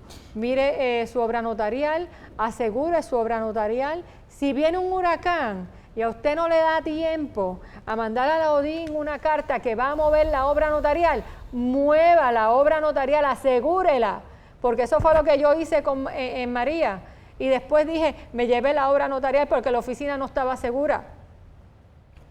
Porque muchos compañeros y compañeras perdieron su obra notarial porque no se atrevían a moverla de ahí. Usted asegure eso. Yo prefiero recibir un regaño de que en medio de un inminente llegada de un huracán, moví la obra notarial y después la regresé y ya.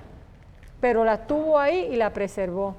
Igual, muchos incidentes ocurrieron cuando María, ¿qué pasó? Que muchos se fueron a Estados Unidos y se llevaron hasta el protocolo con ellos. Fueron muchas situaciones que pasaron. Así que en ese sentido, usted tome sus previsiones y asegure esa obra notarial. Hay algo bien importante. Hay unas subsanaciones que son bien tortuosas. Cuando usted otorga un instrumento, no se pare de esa mesa sin usted haber firmado. Usted como notario y haber contado que todas las firmas de esos otorgantes está ahí. ¿Y las iniciales? Igual las iniciales. Porque cuando lo suspenden y le incautan la obra notarial, usted tiene 30, 40, 50 escrituras que usted se le olvidó firmar. Pues ¿sabe qué? Son nulas. Y tiene que ratificarlas, no usted, otro notario, a su costo. Y podría estar sujeto a, un caso civil. A un caso civil. ¿Por qué? Porque ese título adolece de nulidad por falta de la firma del notario en virtud del artículo 34 de la ley notarial. Así que tenemos unas situaciones bien particulares, tenemos que ser bien juiciosos. Hay muchas reclamaciones, en la fianza por incumplimientos en las formalidades y en las situaciones de los instrumentos públicos, pero también hay muchas quejas que tienen su génesis en la práctica de la notaría, otras de las situaciones que tenemos muy particulares y a mí me preocupa muchísimo que nos ha llegado es la práctica del derecho de familia. Sabemos que el derecho de familia, yo por naturaleza, ¿verdad? Yo veo familia, hay muchas emociones, hay muchas situaciones envueltas. Tenemos que ser muy juiciosos con eso. Son casos confidenciales. Esto no se litiga en las redes. No nos podemos convertir en ese número de rúa que va a llegar el momento en que va a haber un IRRE porque litigamos un caso de familia en las redes sociales. ¿Y ustedes creen que los tribunales no ven las redes sociales? Sí las ven. Estas cosas le llegan. Así que en ese sentido tenemos que ser muy juiciosos.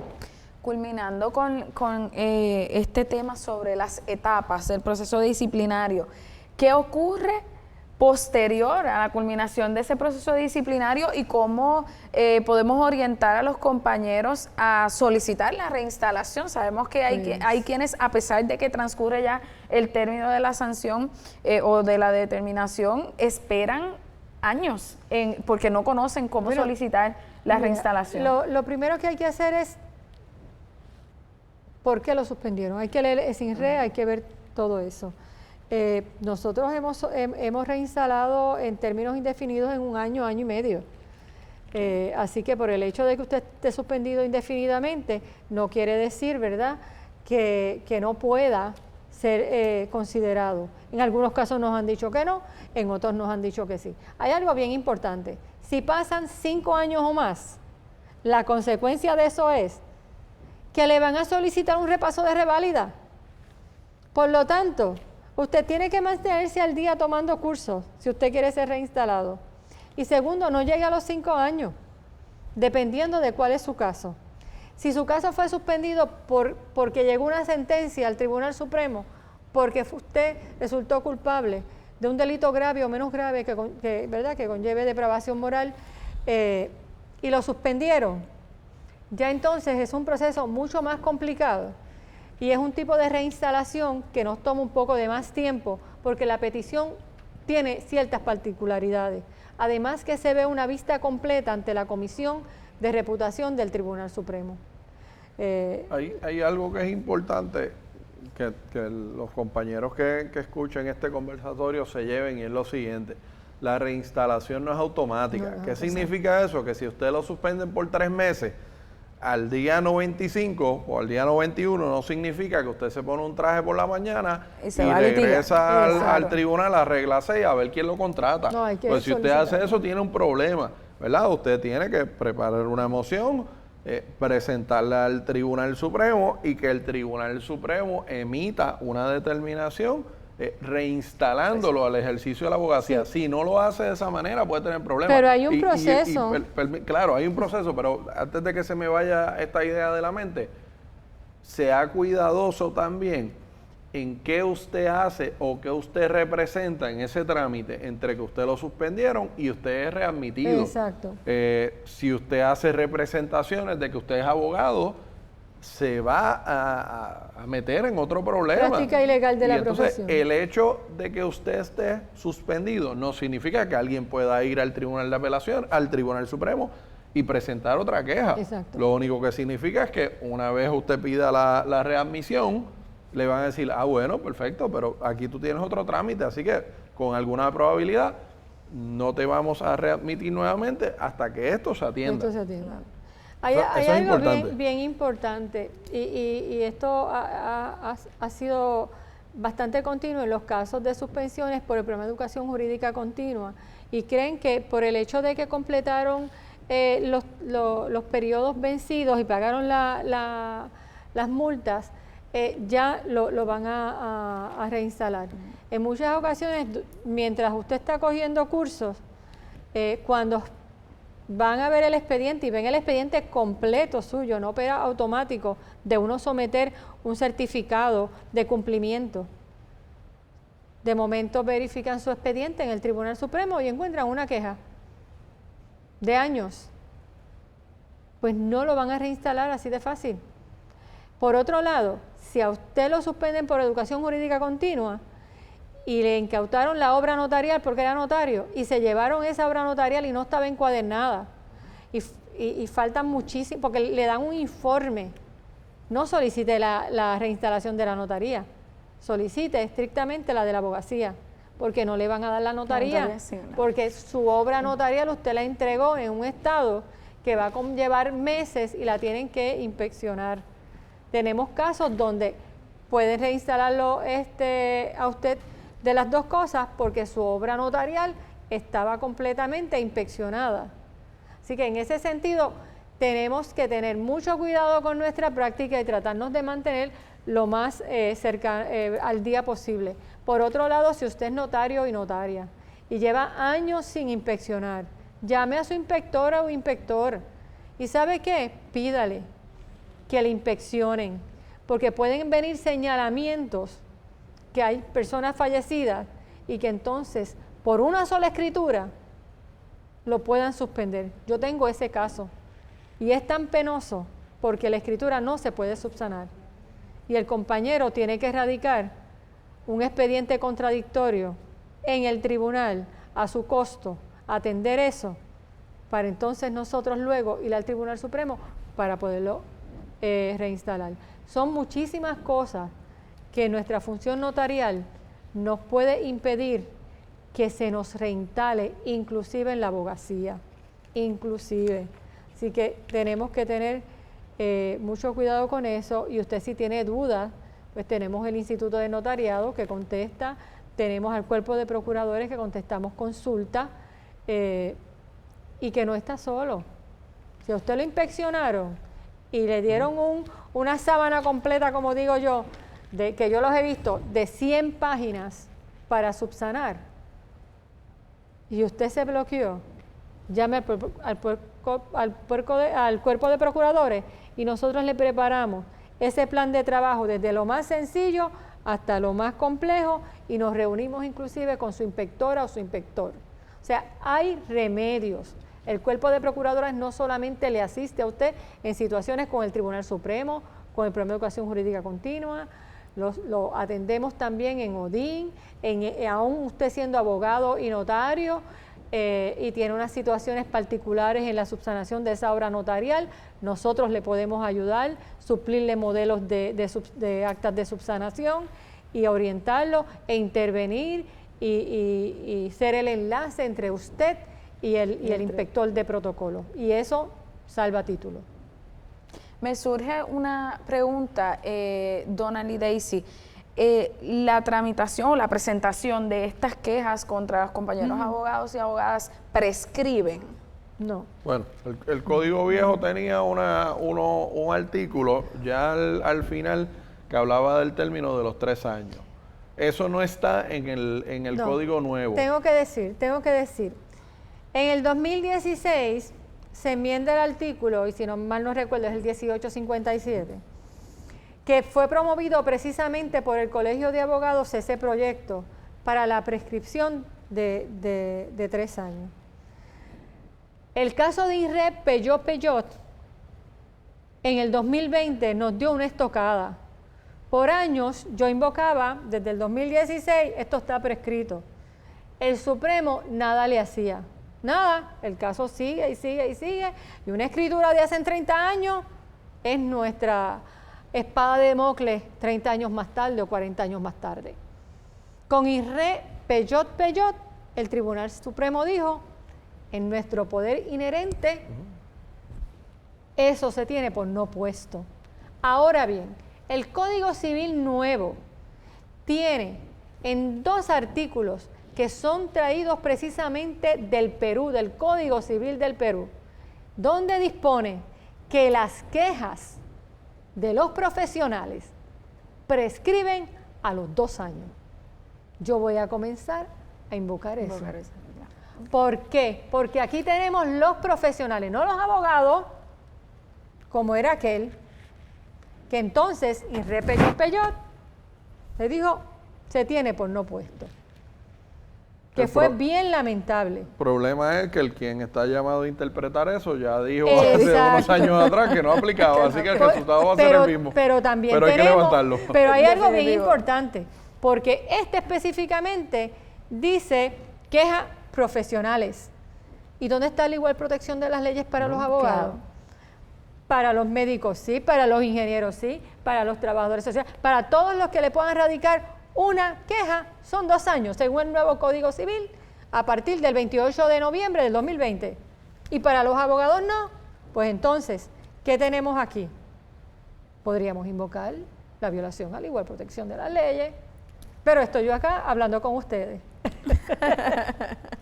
Entonces, luego de escuchar tantos aspectos importantes sobre este proceso disciplinario, ¿qué consejos le pueden dar ustedes a los abogados para evitar o minimizar enfrentarse al trámite disciplinario? Mira, si los que nos escuchan o han estado escuchándonos, ¿verdad?, toda esta conversación se pueden llevar algo, yo le diría que son 4 puntos importantes y los anotaba aquí en lo que terminábamos.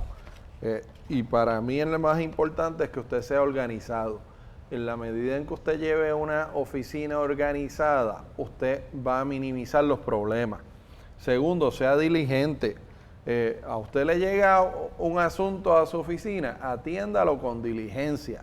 Ya sea el problema de un cliente que lo viene a contratar, y eso le permite que no se le venza un término, que una moción no se dé por sometida sin la comparecencia suya, sin que un trámite se pueda atender y no se complique, ¿verdad? Es importante el deber de diligencia, pero sea diligente con esa cartita que le llega dándole 10 días, ¿verdad? Muévase, haga algo. Igual cuando el Tribunal de Apelaciones le da una orden, cúmplala, porque eso le puede complicar el escenario, que es INREP Rodríguez. Así que cumpla, muévase, actúe. Cuando usted tiene una situación ante usted que le puede traer un problema ético, sea diligente con ello. El otro asunto es sea estudioso. ¿Por qué? Porque a veces los abogados se meten en líos éticos por desconocer de algunas materias. Usted ve un caso de una materia que usted no conoce, pierde ese caso, es posible que usted tenga un INREP por falta de diligencia. Usted se mete a ver un caso criminal sin conocer de la materia procesal penal, usted igualmente puede estar expuesto a un INRE. Y por último, sea prudente. Y prudente en dos aspectos. Si usted está en la oficina lleno, hasta las orejas de trabajo, no se meta a coger más casos porque a alguien le va a quedar mal. Segundo, si usted tiene un problema, no lo ventile en los medios, como decíamos ahorita, porque el problema es que los medios, las redes sociales, dejan un tracto. Y eso lo ve todo el mundo y lo comparte todo el mundo. Y ya sabemos, el Tribunal Supremo de un tiempo para acá ha hablado un poco, ¿verdad?, de las redes sociales y de las comunicaciones electrónicas. Así que sea prudente. Uno, usted tiene un deber de inicio de confidencialidad. Así que lo que usted trabaja en su oficina no lo puede estar ventilando ante terceros. Y otro asunto, si usted tiene una controversia con alguien, llame a esa persona o háblelo, o mejor no lo hable, llegue a su casa y pegue un grito en su casa, lo que sea. Pero no puede estar ventilando sus asuntos en los medios. ¿Por qué? Porque tenemos ese último canon, que es el que dice que el abogado tiene que ser abogado y santo a la vez, ¿verdad? Así que en la medida... Por eso con pegar el grito también hay que pensar bueno, exacto. Usted pegue el grito bajito, cosa de que usted no tenga problemas con sus vecinos. Sí, o que el pejo ladre y se entienda otra cosa, ¿verdad? Pero sí, tiene que haber una prudencia. Esto es una profesión bien bonita, lo hablábamos ahorita, pero a su vez es una profesión bien peligrosa. Le pone el pelo blanco a uno le salen ajugas por todos lados, uno no duerme tanto como uno dormía antes. Pero al final del día uno se siente que uno hace un cambio en la sociedad. Los cambios grandes en la Constitución y en los derechos civiles no lo hicieron los congresistas, fueron abogados que se pararon y dijeron, mira, esto hay que resolverlo. Así que en ese sentido vale la pena esto. Pero tienen que haber unos controles del ser humano que está, lo que decíamos, atrás del traje hay un ser humano, pues ese ser humano se tiene que controlar. ¿Verdad? Eso es lo que, por lo menos mi parte. Por mi parte, y uniéndome a las expresiones de Donald, el contrato. Una vez usted asume esa representación legal, usted va a asumir esa representación legal, discute el alcance de ese contrato. Aquí en Puerto Rico no operan que los honorarios, el depósito inicial no es reembolsable. Aquí es reembolsable. Y usted debe incluir, si tiene algún contrato que dice depósito inicial $5,000 no reembolsable, usted lo va a tener que cambiar. Esa es mi recomendación. ¿Sabe por qué? Porque no opera eso aquí en Puerto Rico. Usted, de ese depósito, usted tiene que facturar a base de las horas que usted va trabajando, si le piden la renuncia también. ¿Ok? Porque en una queja ética, el procurador le va en el descubrimiento de prueba, le va a decir, provea el contrato, provea la factura, el detalle de las horas trabajadas. Y ese informe puede bajar de la siguiente manera. Cogió $8,000. El procurador aprecia a base de las horas de su trabajo, y no puso horas, de su trabajo, en algunas puede poner horas, que a base de lo que usted está expresando, su trabajo vale $2,500 y que usted viene obligado a devolver la diferencia. De modo que usted tiene que recoger en ese contrato la forma y manera en que usted va a facturar por hora la cuantía y va a facturar contra ese depósito. Y elimine la frase de que no es reembolsable. Por otro lado, el cuidado de ese expediente, tenerlo lo más completo posible y vaya digitalizándolo. Eso es muy importante. Mantener informado a su cliente de los detalles del caso. Hubo una vista de estatus. Avísele que hay una vista de estatus. Avísele qué pasó. Si en esa vista su cliente le dice, quiero transigir y lo que me están pidiendo, que lo escriba de puño y letra, porque después dice que no entendió y que no pactó eso. O sea, son tantos y tantas las cosas que tenemos que tener cuidándonos de una querella ética. Por otro lado, la notaría. La notaría no es el negocito por el lado que cuadramos el mes. La notaría es una profesión mucho más complicada que la abogacía. ¿Sabe por qué? Porque tiene que conocer todo ese código civil. Pues esos conocimientos son los que van a incidir en la preparación de esos instrumentos públicos. A mí me preocupa mucho la solicitud de tantos instrumentos públicos conforme a las nuevas disposiciones del Código Civil nuevo. Tenemos que ir ahí nosotros. Yo voy a preparar un documento, yo no me atrevo a pedir un modelo, yo me siento y si tengo dudas, saludo y consulto. Pero usted no puede poner su firma en un documento que le envió otra persona, porque es su título. Y si adolece de algún defecto insubsanable y años más tarde las personas fallecieron, en ese sentido tenemos que ser bien juiciosos. Que aunque usted pida el modelo, se lo entregamos, pero usted se sienta con los artículos que aplican a ese negocio jurídico y usted va chequeando las instrucciones a los notarios. Ese mamotreto como de 200 páginas. ¿Sabe qué? Marque todas las que son esenciales, porque esas instrucciones, si usted las incumple, son las que le van a señalar en su inspección. Y todas esas cosas son bien importantes.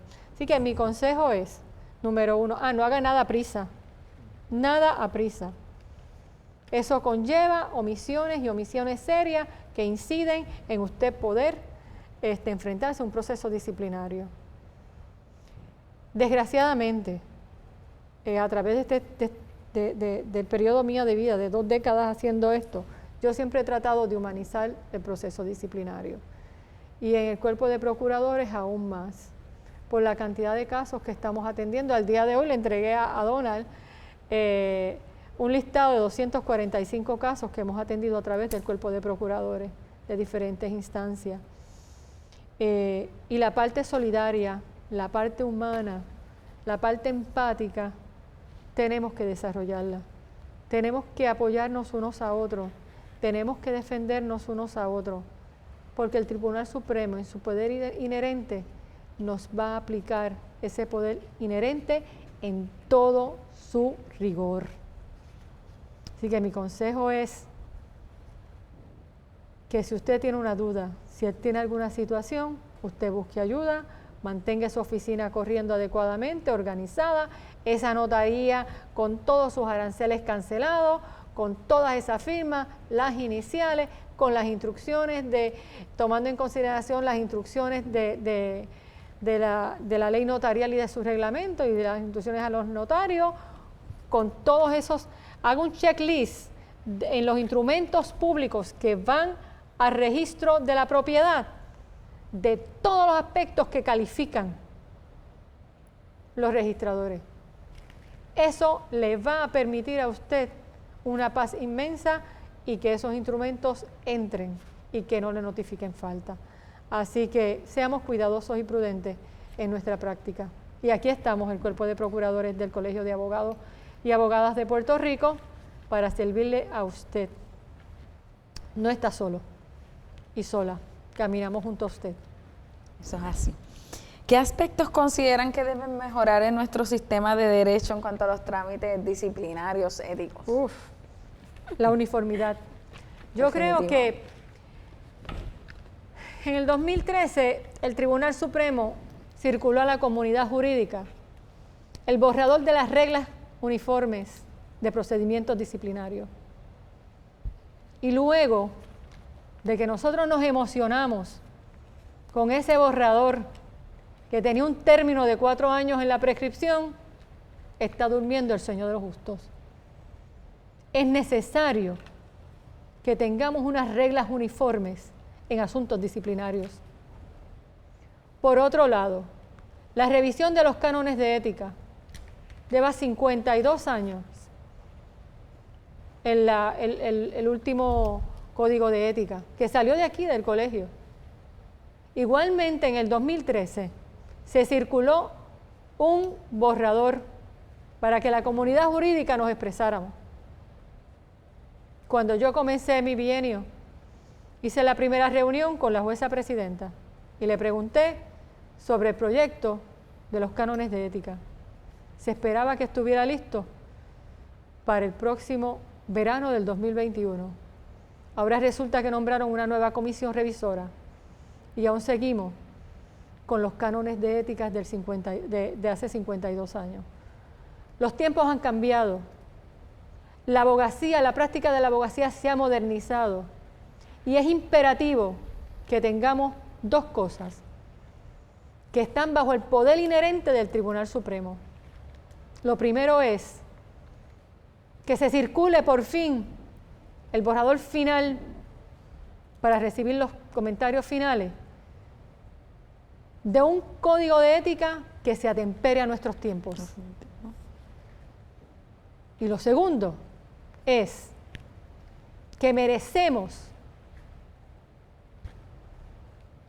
que prescriban las quejas y merecemos tener las reglas uniformes de procedimientos disciplinarios.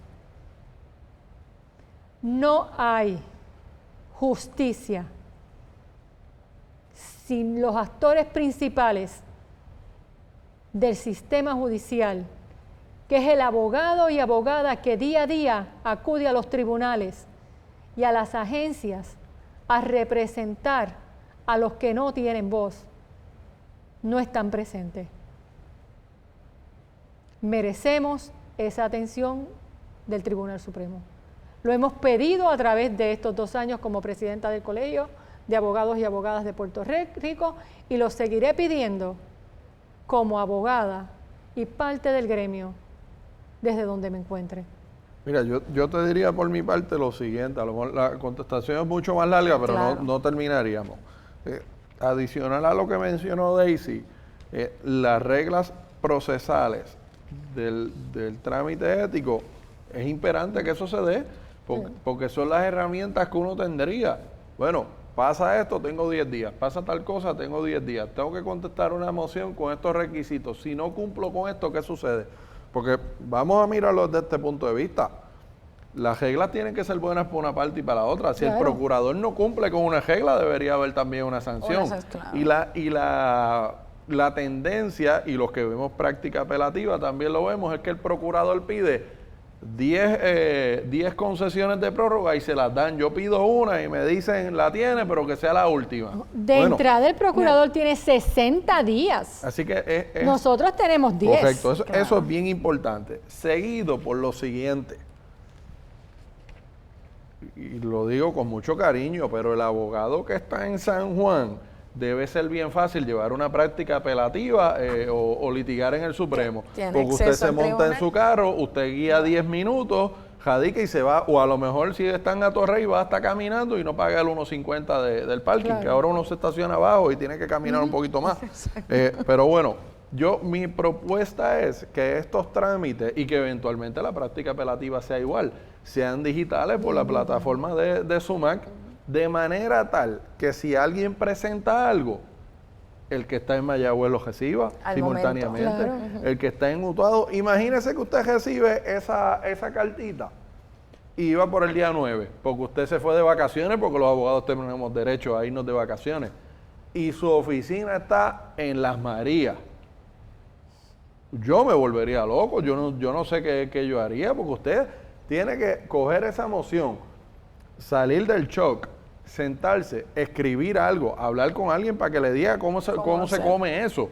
Y entonces montarse en su carro, guiar yo no sé cuántas horas, pagar tantos peajes y llegar al Tribunal Supremo que cierra a las 5 y tratar de ponchar eso.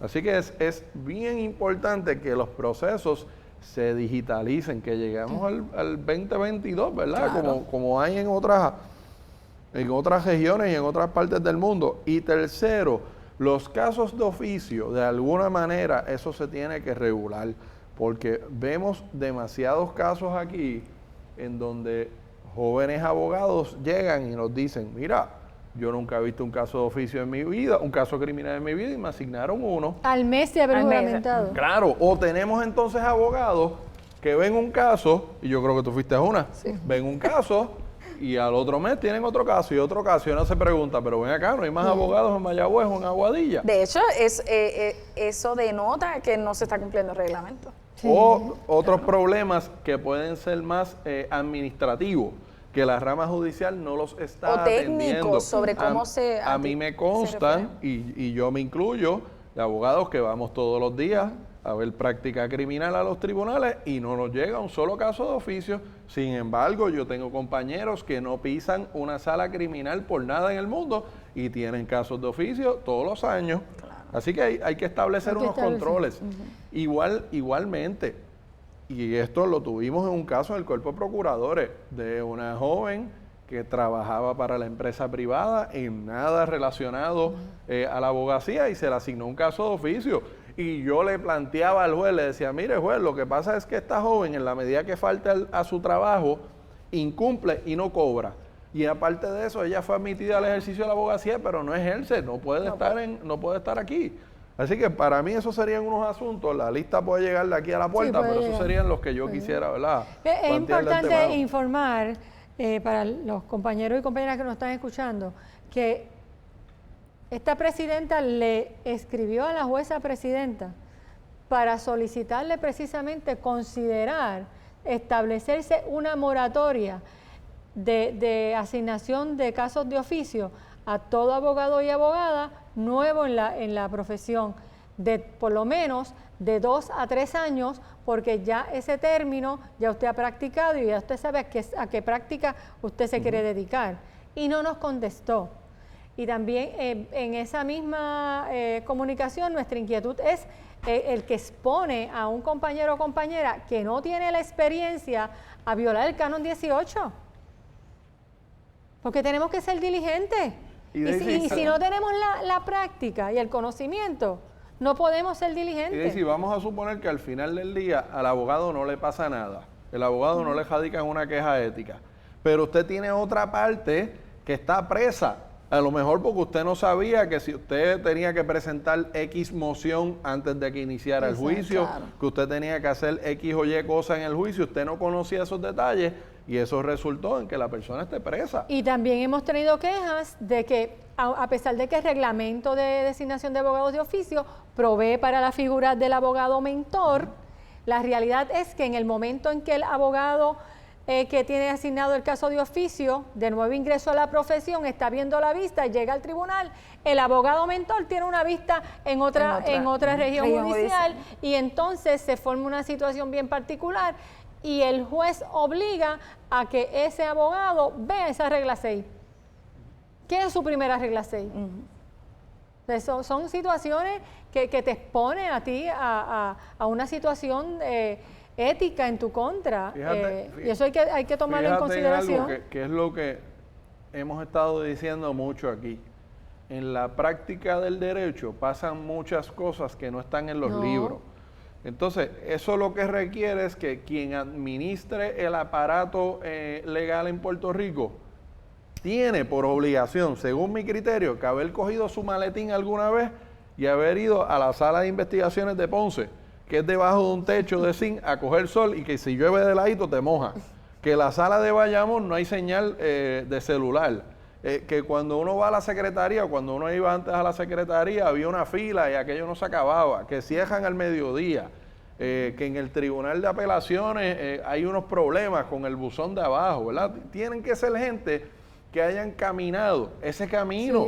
Cosa de que sepan cuál es la verdadera dinámica del aparato de impartir justicia en el tribunal. Y ahí es la base, la solidaridad. Si no conoce lo que nosotros pasamos, el abogado de a pie, la abogada de a pie, es bien difícil que entiendan a todo lo que estamos expuestos y todo lo que vivimos. Eso es así. Bueno, agradecemos a todos los que nos han acompañado en este conversatorio. Gracias a nuestros recursos, ¿Cómo no? Donald y Daisy, por tan excelente exposición y por compartirnos tan valiosa información en beneficio de todos los compañeros, abogados y abogadas. Nuevamente le invitamos a unirse al Colegio de Abogados. Aquí estamos para ustedes y sobre todo un abrazo solidario de igual manera desde la delegación de Mayagüez, Yamil Khalib, y por qué no mencionarlo, Comisión del Año por tercer año Delegación. consecutivo, Delegación del que año. ha auspiciado este conversatorio para todos ustedes en este momento. Gracias. Gracias. Gracias.